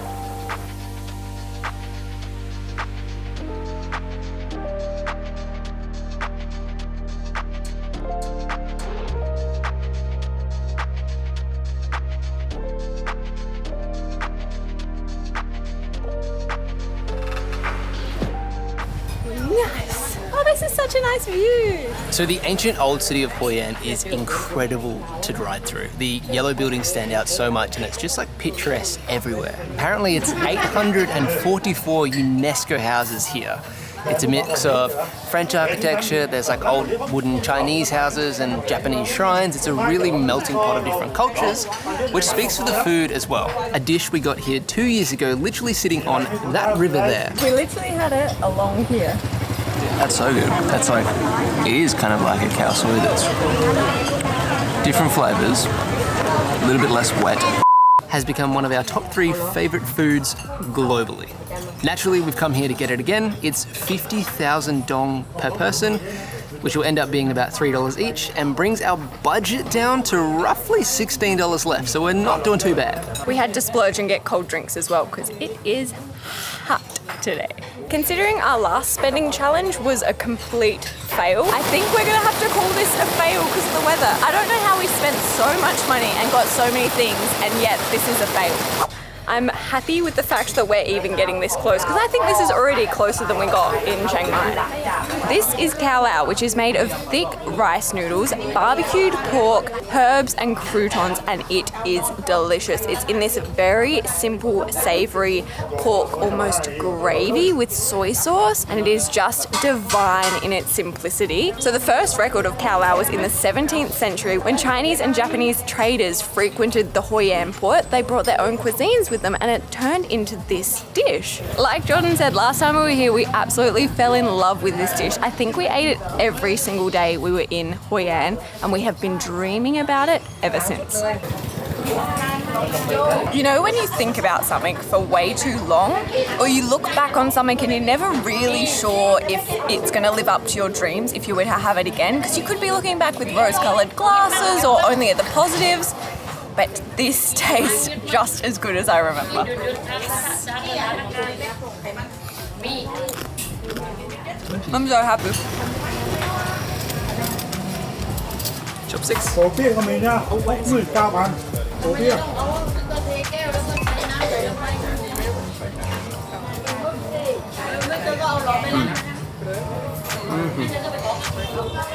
Going to the fork. All right, we're officially fed. I think it's time we get watered in the old town. So we use this microphone when we're filming. We think it sounds great when it works, but they've got these dials on the back here. The trouble is that these dials don't lock in. So when we were on the bike in Hoi An, they got completely changed to 0, which means the rest of our audio sounds like this. We ended up running the audio through an enhancer and it came out sounding a little bit strange. Sometimes we sound like we're underwater, sometimes we sound like elves, sometimes we sound like aliens, but to be honest, done is better than perfect. Okay, we made a theatre rax decision. We were driving back to Hoi An Beach, so we were gonna relax on some beaches, get a beer, maybe something for us to eat. And we rode past this restaurant that we had a beer at last time we were here, so we had to come back. One of our strongest and fondest memories is from this restaurant. It was me accidentally being a bit of an idiot. I said it another round, but I said it kind of weirdly. I always say it to each other for the time now. Since that moment, so he has to come back and get another round. Unfortunately, these beers are a bit more expensive when I remember. I think last time we were here, it was happy hour.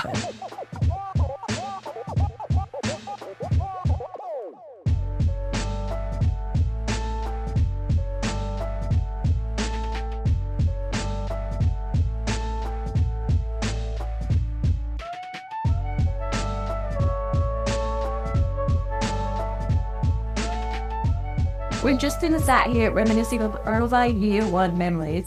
And I just can't even imagine if we would have bumped into us from 2 years ago, we would not believe that we were still traveling and still on the road and trying to visit 100 countries, which is this crazy goal that if you look at our bank balance, it doesn't really make sense to set. And it's made me laugh because when back to our old blogging setup becomes broad and drop for weddings that we're not going to talk about or think about, because if we have to replace that, there's no way that we're going to 100 countries. But we have $8.08 left, and we could just sit here thinking about all of the good times, but instead we're going to go somewhere new and try and spend the rest of that money with our toes in the sand. First the beach and everything happened all at once. We'll have a beer, and it wouldn't be a Vietnam without someone trying to sell me something. So we ended up paying $70,000 to get a deck of playing cards. But this is something that we've got this year. This beach is crazy quiet. Emerald arts. As some sort of the arts. It's not very right. If you said it is. Honestly, if I had more time again, I'd probably go somewhere in the Asian city just to be closer to the action. While this beach is really nice, I think staying in the old town and up here for half a day is probably the get. Because we only had $1 left, cup noodles for dinner. We are about to board the most expensive overnight train in Vietnam that we have ever booked. Emily's still upset about the tickets. We're not getting any money back. In this video, we're going to show you exactly what the cabin is like, rate the amenities on board, and compare this train with the less expensive counterpart. Probably a C-. I think I'm still being nice. Ending with our final thoughts on whether this train is worth your money or not. These tickets cost an eye-watering $280 Australian. And if your first instinct is to jump into the comments and tell us that it's cheaper to fly, you are 100% correct. But that would have involved flying to Hanoi and then catching a bus down to Ninh from there. So really, we're saving money and effort. Attention please. The SE2 train is about to arrive at the Ninh railway station on track 1. For passengers with an SE2, please check your luggage and personal belongings to the train. Okay, 9 and 10. I'm so confused.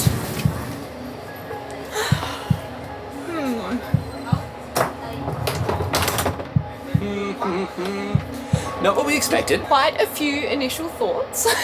This is essentially exactly what we did last time. We've just paid for 4 beds instead of the 2. Like, the decor's different.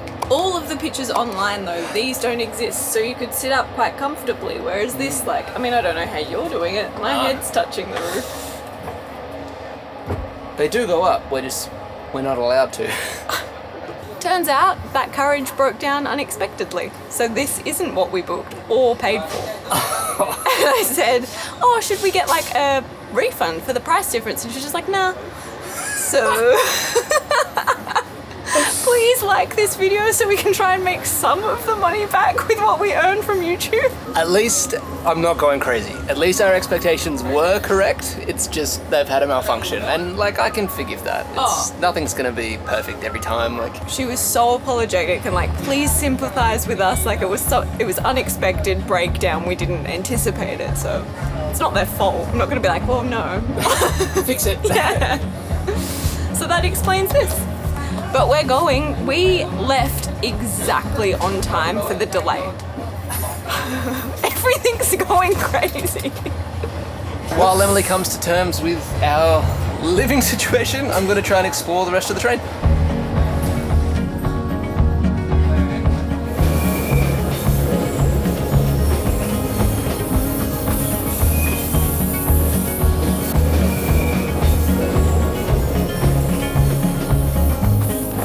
And that's it. Pretty much us and the next 3 carriages are very, very similar. The branding changes, so you don't have these fluffy white duvets and pillows. You have the standard really, really thin stuff which don't look too comfortable. And then eventually you get to that 6-berth second class sleeper. As you go down the train, the cool automatic doors become manual doors, and the really nice fancy looking single bathroom areas become like dual vanity areas. But that's pretty much the only change. I think really the upgrade that we're getting is all in the service. So you can book this train, the SE2 train, and there's multiple different carriages you can choose from, and that's because they have like the government-run Vietnam Railway train, and then people like the Lamin Express or the Orient Express, or probably not that one, but one of the other expresses just hitch a ride and they all go together. Because our carriage broke down, we're actually hijacking the Lamin Express. So this carriage is a totally different company to what we booked.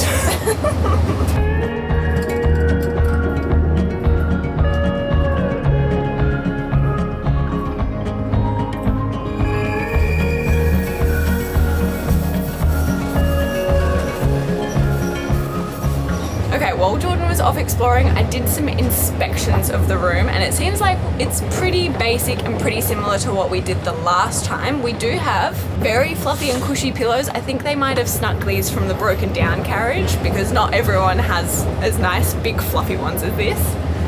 And a huge white fluffy duvet.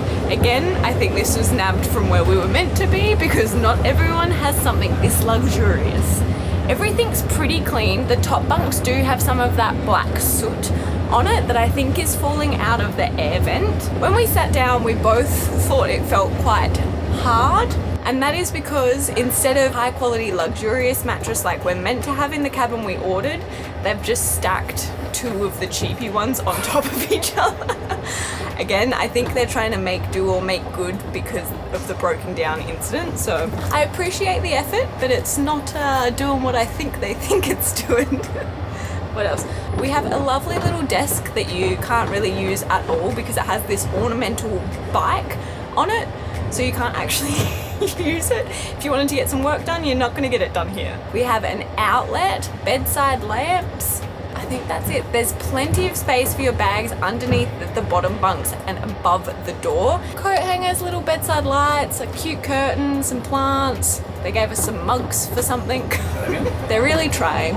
The biggest difference of this cabin has got to be the fact that we can lock the door during the night because no one else is meant to be coming in here, which we thought they would be last time, which just will give us some peace of mind and hopefully will mean that we can sleep a little bit better. What's nice is that we booked the SE2 because it leaves in the afternoon from Da Nang. It does get in super early to Ninh Binh, but it means we actually get to watch the Vietnam countryside go by. So I think I'm gonna just sit like this. That's pretty nice. Wow, good fun. Yeah. Something to be said for getting the afternoon train. 100%. Getting the afternoon train where you've got nice beds and you've got a view. Better.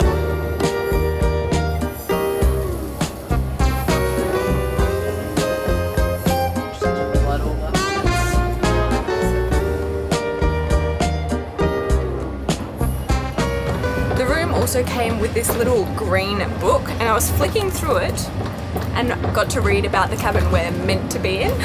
2 berth compartments with aircon, large space, luxurious interior design, high quality mattress, cotton blankets, sheets and cushions to make travellers comfortable. This compartment passengers are served with drinks, coffees and meals free of charge. Security cameras are installed in the corridors and internet connection is also provided. I'm not sure if we're going to get any of that. Also says the menu that we should be getting to choose from. Again, I'm not sure if we're going to get this because it's a different train. Well, it's the same train, but it's a different carriage, so I don't know. Alright, let's watch the world go by.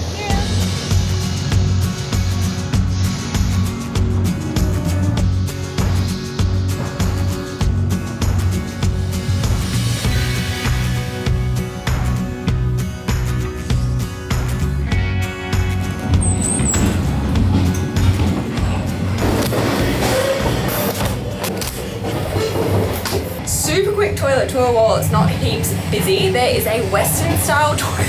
It's so funny. I really don't know if you'll be able to hear me. I feel like we're going through somewhere really creaky. Oh, it's really pretty though. There's a window. There's not very much to go through. It's not super modern or redone like the photos of the carriage we're meant to be in look like. But it's a toilet that flushes, there's toilet paper, a bin, the window opens so hopefully it doesn't get too smelly even in here, even though it's already, whew. It does feel quite spacious and that's because there's no sink in here. It's actually on the way back to the carriages, there's a little hand washing station, which I think is a great idea. There's also a bum gun. I learned that that's the term for the little hose thing.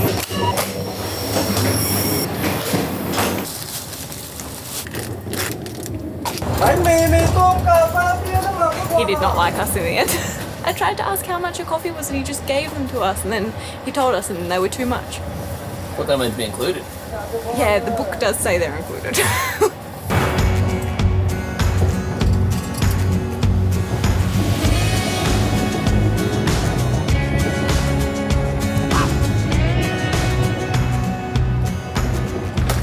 I am very curious what's going to happen with this book here. Saying that we're supposed to get food included, coffee, drinks. We did actually go to the shop before we got on board. Thank you. Just in case, because we had no idea what was going to be on here. So we do have snacks, but I hope we get fed. That'd be a nice surprise. Yeah.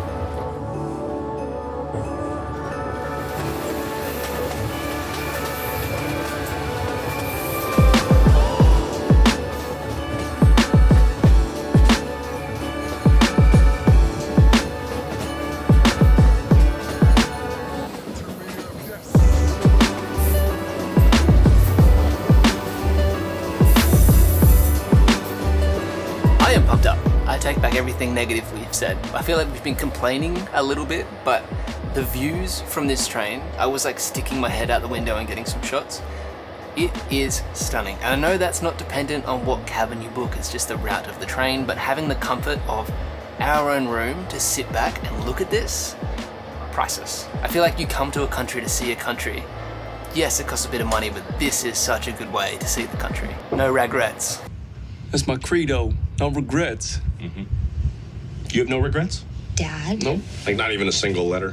So yes, we could have flown for probably cheaper. I do think it would have been quite close because we have to check in our bags. The prices were maybe $50 difference in the end when we were calculating it, but you do not get this when you fly. Plus, we get to make a fun video for you and have this memory to look back on forever. I think that's worth it. Honestly, if we get served dinner sitting like this, I'm a happy man. I mean, you can't do this on a plane without paying thousands of dollars.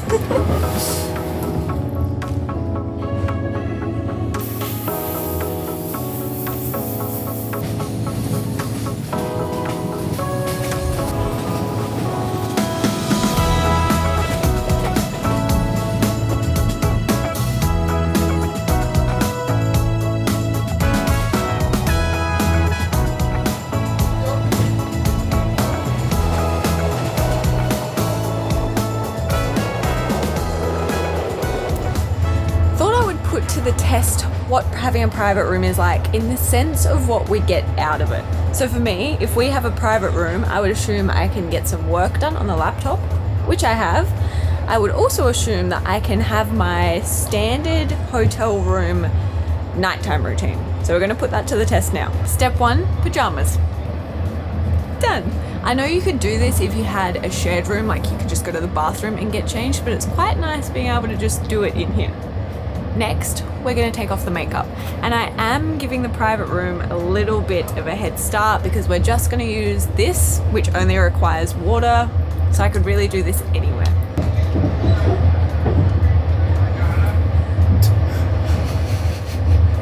I knew that this... Whoa. As far as silence and noise cancelling goes, it's not great. Everyone's yelling in the hallways and in their rooms.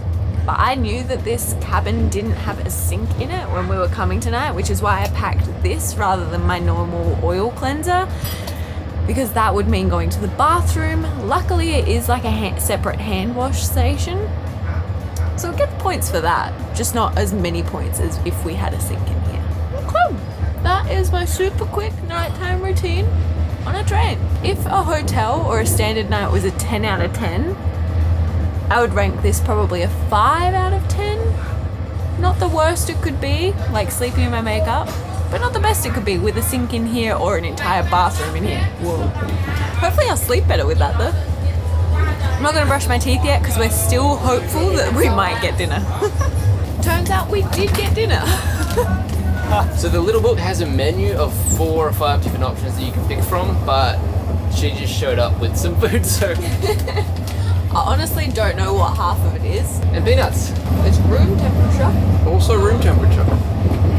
The rice has been warmed recently. I have no idea what this is. We are really grateful. We do live really good lives. The pork's not bad. Quite salty. It's just an expectation thing. Like, from the get-go, we probably had too high expectations, and that's because of the price of the ticket. You pay that much for an overnight journey in Southeast Asia, you think it's going to be a little bit more luxurious, like, but that's our fault. I think as well, because the last train we had, it was a cabin exactly like this, and we were alone the entire night, and we paid half the price. Yeah, less than half. And it arguably was a wider cabin. Yeah, this one feels really tight, like between here. Yeah. The really loud guy that goes around selling drinks and stuff, it was only 20,000 dong for a beer. Not bad. Yeah, which really is not bad. And also the massive bao buns that the woman was selling earlier, they were only 20,000 too, so if you didn't come on here with any food, I'd probably get a beer and a bun over this. Alright, I think it's time we brush our teeth. Bathroom update for those that are interested. It is dirtier. There's a sign that says do not squat, I guess, or stand on the toilet seat, and someone has very obviously ignored that sign. I also very selfishly used the last of the toilet paper that was currently in there. Luckily, I do still have a lot with me, but I'm hoping it'll also get replaced. Also, someone had a cigarette in there, and that was it, like an entire cigarette butt just on the floor. So, about a 2 of 10. Just set our alarm for 3:30. Everyone says Ninh Binh's really beautiful, so this should be worth it. Such a heavy blanket. Yeah. Wow. Luxurious. It's actually really nice. Yeah. Yeah. Ooh, this is nice. This feels a lot more luxurious than the last one, right? Night night.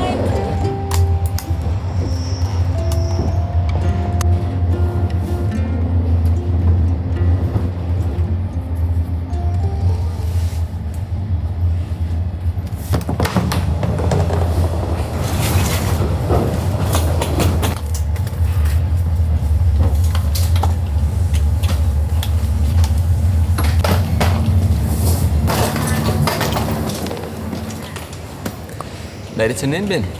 Yay! The early morning's not fun, but the sleep was okay. It's 4:18, so we did get in late, but we left late, so that makes sense. How did you sleep? Slept really good. I think the cold room combined with the heavy blanket really helped. I think the heavy blanket kind of did most of the work there. I didn't realize how cold it was in the room until the next morning I picked up the camera and it was like wet from condensation.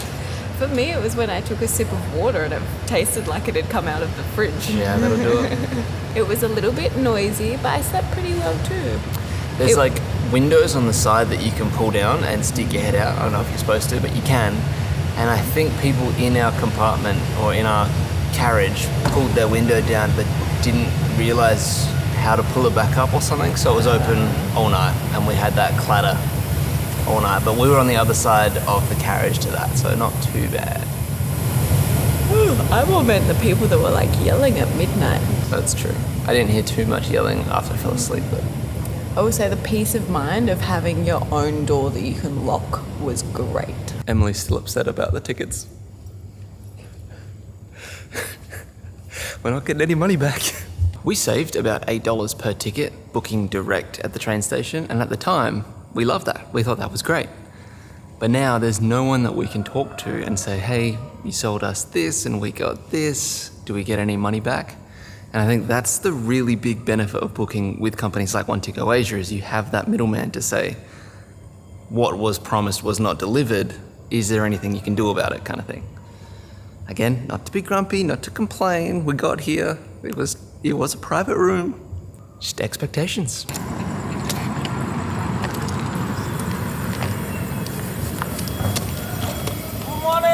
Good morning. I guess the question of is that expensive train worth it will remain unanswered because we didn't get it.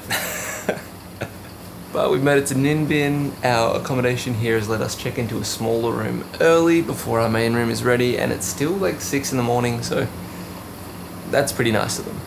Haven't seen any of Ninh Binh yet because it was pitch black on the way here. All we know is everyone likes to ride bikes. See you tomorrow.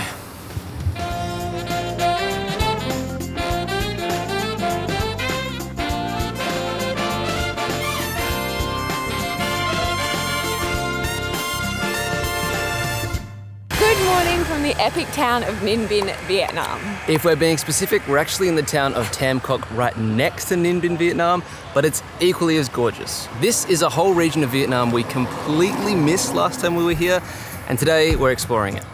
Our first activity starts at 7 o'clock, and it's already 6:30.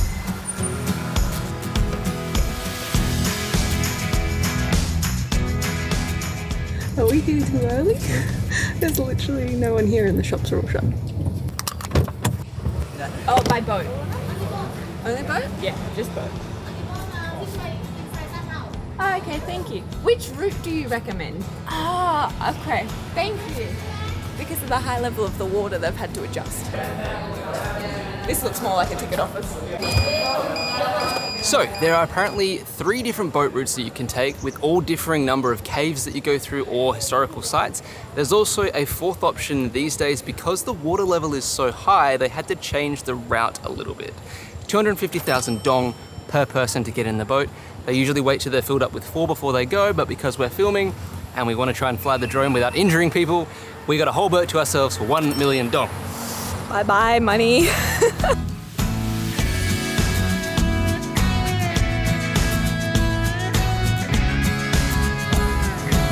We read online that this place opens at 7 a.m. and we got here maybe 2 minutes before and there were already people inside getting tickets, and there are people ahead of us, but we're completely alone. So get here early. Plus you beat the heat.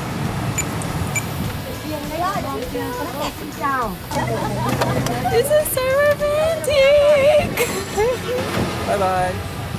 They're all so beautiful. Apparently the police are monitoring who's wearing their life jackets, but you can sneakily take them off for photos if you want. I'm not gonna lose you. So because of all of the weather recently, the waters are quite high, which means that they can't access some of the caves. So instead of having 3 routes like there normally is, it's 1 and everyone is doing it. So I'm super glad that we got here early in the morning when there's not heaps of people, because everyone's going in the same direction, like we're not gonna split off. I think the normal routes, there's some that are 3 hours and some that are 1.5. The route that we're doing today is 2.5 hours. Nice. There are so many boats, like they are prepped for so many people. this would just be filled when it's busy.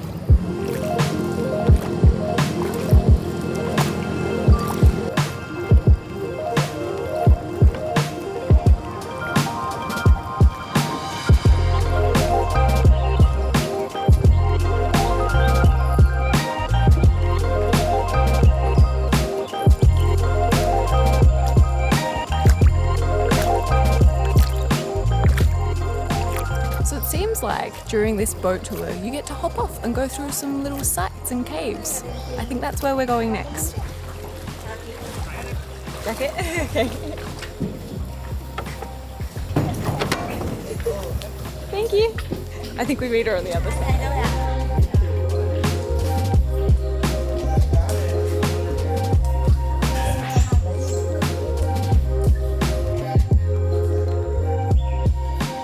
Because there's lights on in the cave. So that makes me wonder if that one, when the water's lower, you can go through or in. All of the boats are making fun of Jordan because when he hops on it goes. When I hop on, I feel like it was quite smooth. Low center of gravity, calm. Jordan just hopes for the best, stomps on. All the ladies were laughing at him. It was very funny. So these cliffs around here are built exactly like Halong Bay, and sometimes this place is referred to as the Halong Bay on land. It's old limestone deposits from millions of years ago that have just been slowly whittled away by wind and rain, leaving these just epic cliff faces with green growing out of them, and it's just such a Jurassic Park sort of scene. And I can see why it's like one of the biggest attractions in Vietnam. Can't believe we missed it last time. One of the biggest benefits of getting up early and doing this is it's just really us. Like there are definitely other boats on the water, but they're so far away that we can't even hear them. All we can hear is our paddles hitting the water. It's so nice. It's so romantic. Be careful.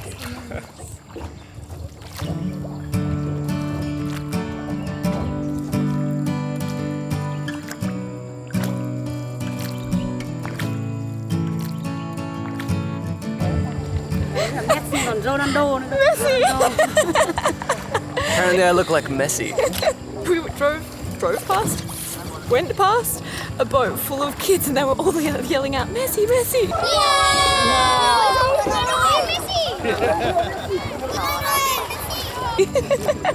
I don't see it. That photo, I kind of get it. Dark hair, beard, Messi. Wow. We just emerged from the cave and it's even more serene. Like, you can hear even less now. I feel bad talking at this volume. Yeah. It seems too loud. So these temples, almost all of them cannot be reached by any other way. Go away, bug. Cannot be reached by any way. Cannot be reached by any way. These temples cannot be reached by... So these temples that we're going to, I just need you to not laugh. Once. I'm just not going to cut this, I'm going to leave it. So these temples that we're going to, almost all of them have only one way to reach them, and that is by boat. So kind of feels like we're part of a select few, but at the end of the day, there's thousands of people every day that do this boat. So. But with this timing, like coming first thing in the morning, it does feel like we are a handful of people. There's no one behind us. Yeah, there's one boat in front of us. How did they build stuff like this? Bonkers. Nature did. Nature built that building. Yeah. Stick to my guns. I wonder what these flags are.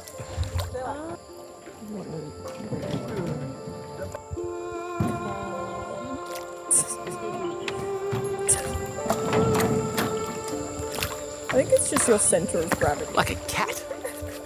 Wow.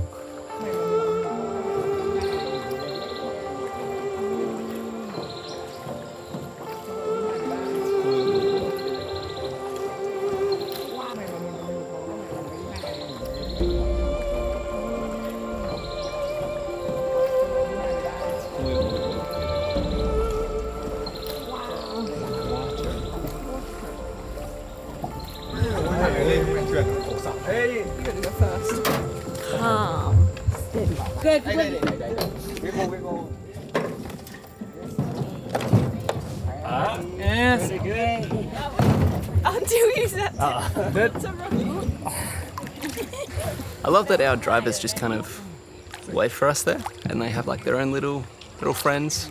It's quite nice. I feel bad like taking our driver away from their friends. I would love to speak the local language and hear all the gossip. And being like, oh, my people are doing this. Like, these idiots, they're filming themselves. That was so cool. Something about that temple reminded me of Kung Fu Panda. I think it's because of the crazy mountains in the background and then just this intricate, astonishing temple that seems like it's just been plopped there out of nowhere. Like, the way that was built, it breaks my mind to think about. And to talk about. And to talk about. This is crazy. Wow, the echo. This is our second cave, and it's 250 meters long. So long that they've had to put lights in so you can see where you're going. Doesn't seem as hectic as the last one, like dodging our heads. Gosh, it's like 10 degrees cooler in here as well. Whoa. What a shot. That was cool. Yeah.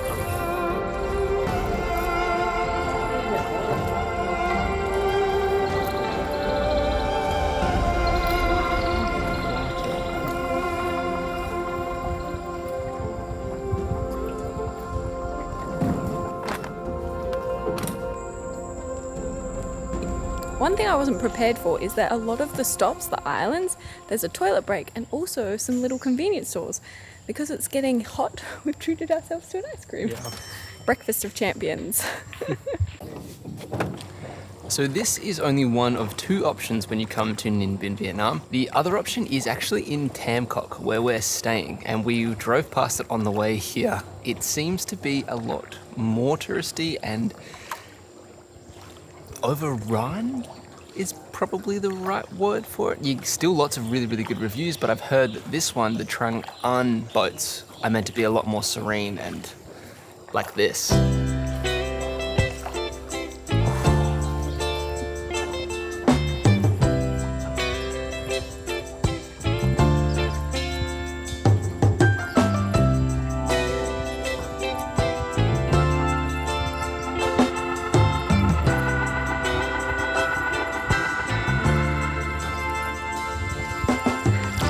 For the last 10 minutes or so, it's just been us on the river.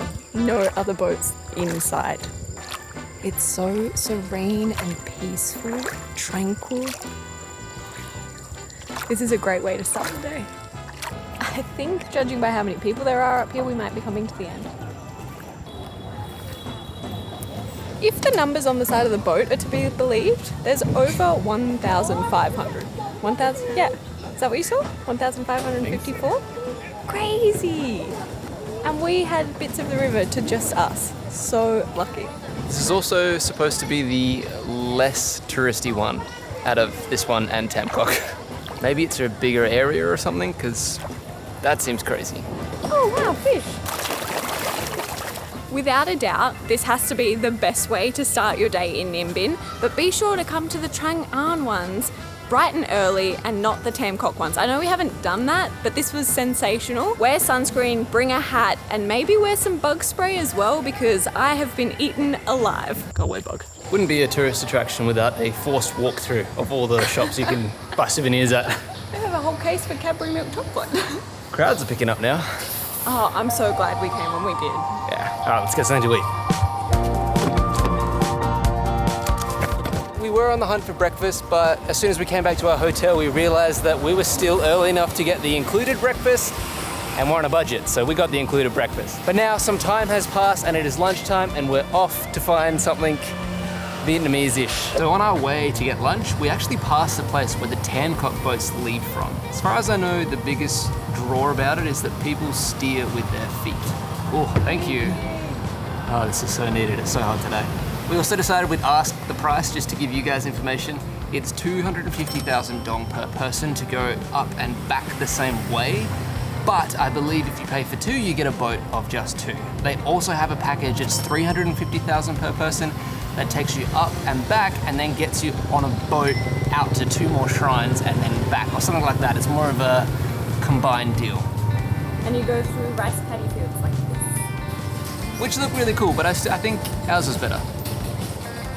Someone come here and try this one and then we'll fight about it in the comments or something. Anyway, we've come to the restaurant that's right by where those boats leave to get something that the internet tells me is very famous here. I've decided to get a dish we haven't ever tried, I don't think, in Vietnam called bun cha, which I think is fatty pork over a bed of rice noodles. Let me read you what Google says. It's a Vietnamese dish of grilled pork and noodles, which is thought to have originated from Hanoi, Vietnam. Bun cha is served with grilled fatty pork over a plate of white rice noodles and herbs with a side dish of dipping sauce. It is on so many signs throughout Vietnam. I feel like I've seen it. Every second restaurant has a sign saying we sell bun cha. So it's been seeping in, what's it called? Like, not osmosis. Well, it's that Focus movie where they show him the number all the time until he has to do it. That's what's happened to me in bun cha. Wow. Hello. Looks delicious, thank you. Yum. I don't know how to eat this.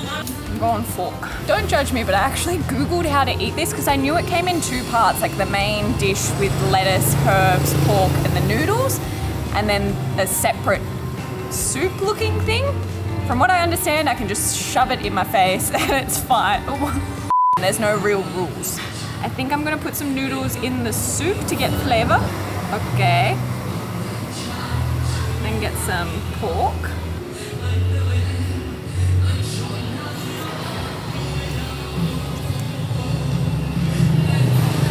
Wow. Yeah, the soup adds like this flavor kick to it, but the pork is incredibly juicy and tender, but has this charcoal on the outside, which is one of my favorite flavors. Is charcoal a flavor? You wanna try? Yeah. Oh yeah. Wow. Totally get the charcoal. Really good. It's like falling apart, it's that juicy. I had one bite, so it might be a bit excessive, but I feel like that goes with my personality. New favorite food in Vietnam.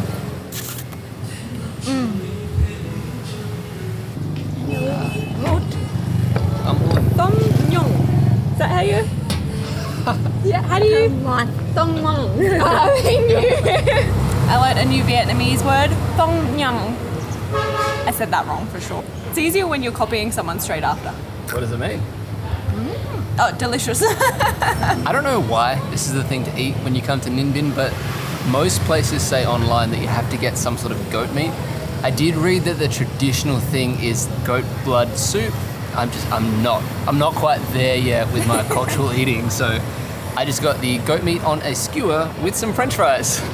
Tourist. Very gamey, which I think is standard when it comes to goat meat, but they've got like little sesame seeds on top, and the flavor is got a little bit of spice, a little bit of tang to it. It's actually quite nice. I think you'd like it. Great describing. That was so impressive. Was it? Just say yum yum. It is yum yum. Okay. It's like lemongrass or something on top. Quite good, but I definitely prefer mine.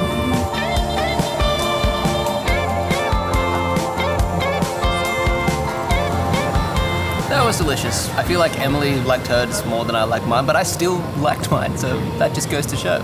Pretty good place. Anyway, we have one more big adventure to do in Ninh Binh, but that starts tomorrow. Yep, yep. Tomorrow.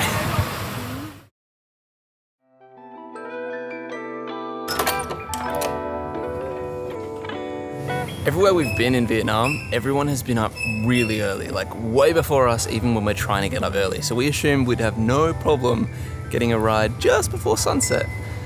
But there's been no taxis at all. So we've walked into town, keep trekking Grab and these other apps to get rides. And finally we got one. Apparently he's on his way.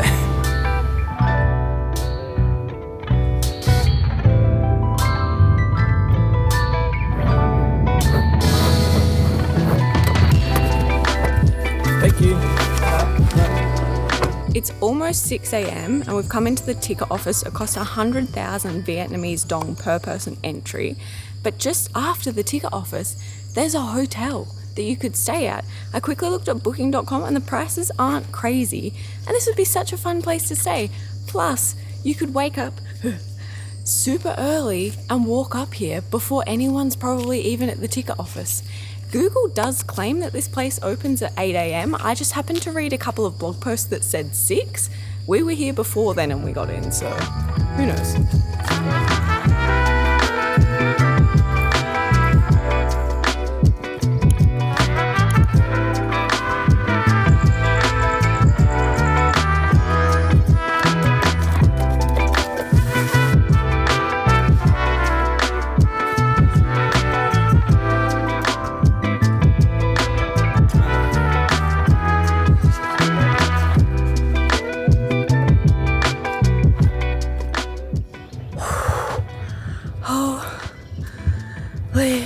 Freak, that was hot and sweaty. It only took us 20 minutes, but the steps are like, some of them are huge. First of all, they're all very uneven because it's rock. And I am so grateful we came here first thing in the morning because I'm so sweaty. Imagine if this was the middle of the day in the heat and with all of the other people, because we're up here alone. So worth the early wake up.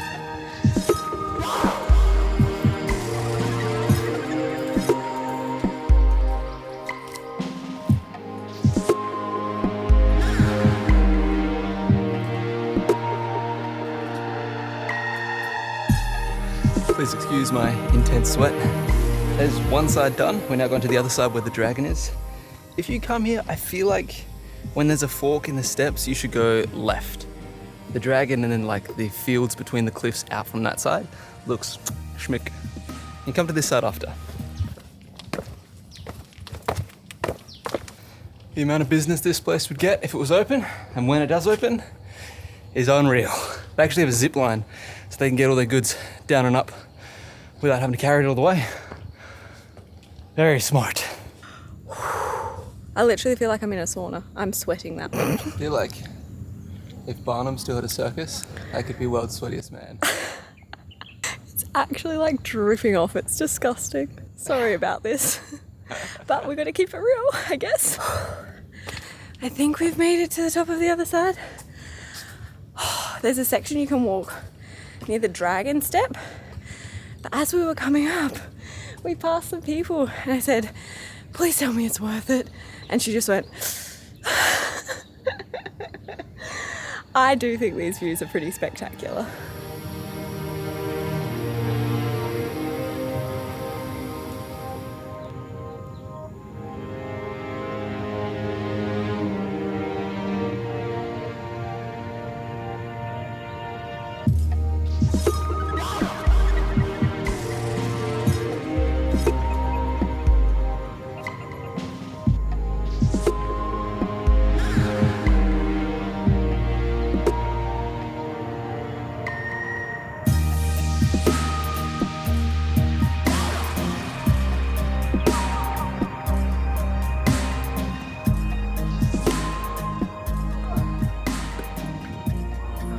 Been here for a bit over an hour now. Yeah, hour and a half. Hour and a half. Yep. Not bad.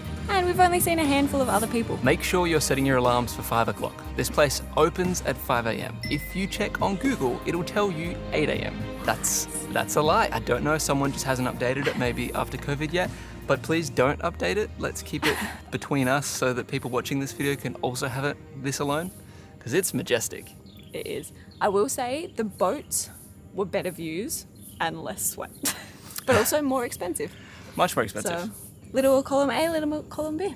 Can't believe we missed Ninh last time. I know, I'm so grateful we came back. We are still missing things here, like some of the pagodas and awesome sights, but we literally have to go back to Hanoi this afternoon, so end of video.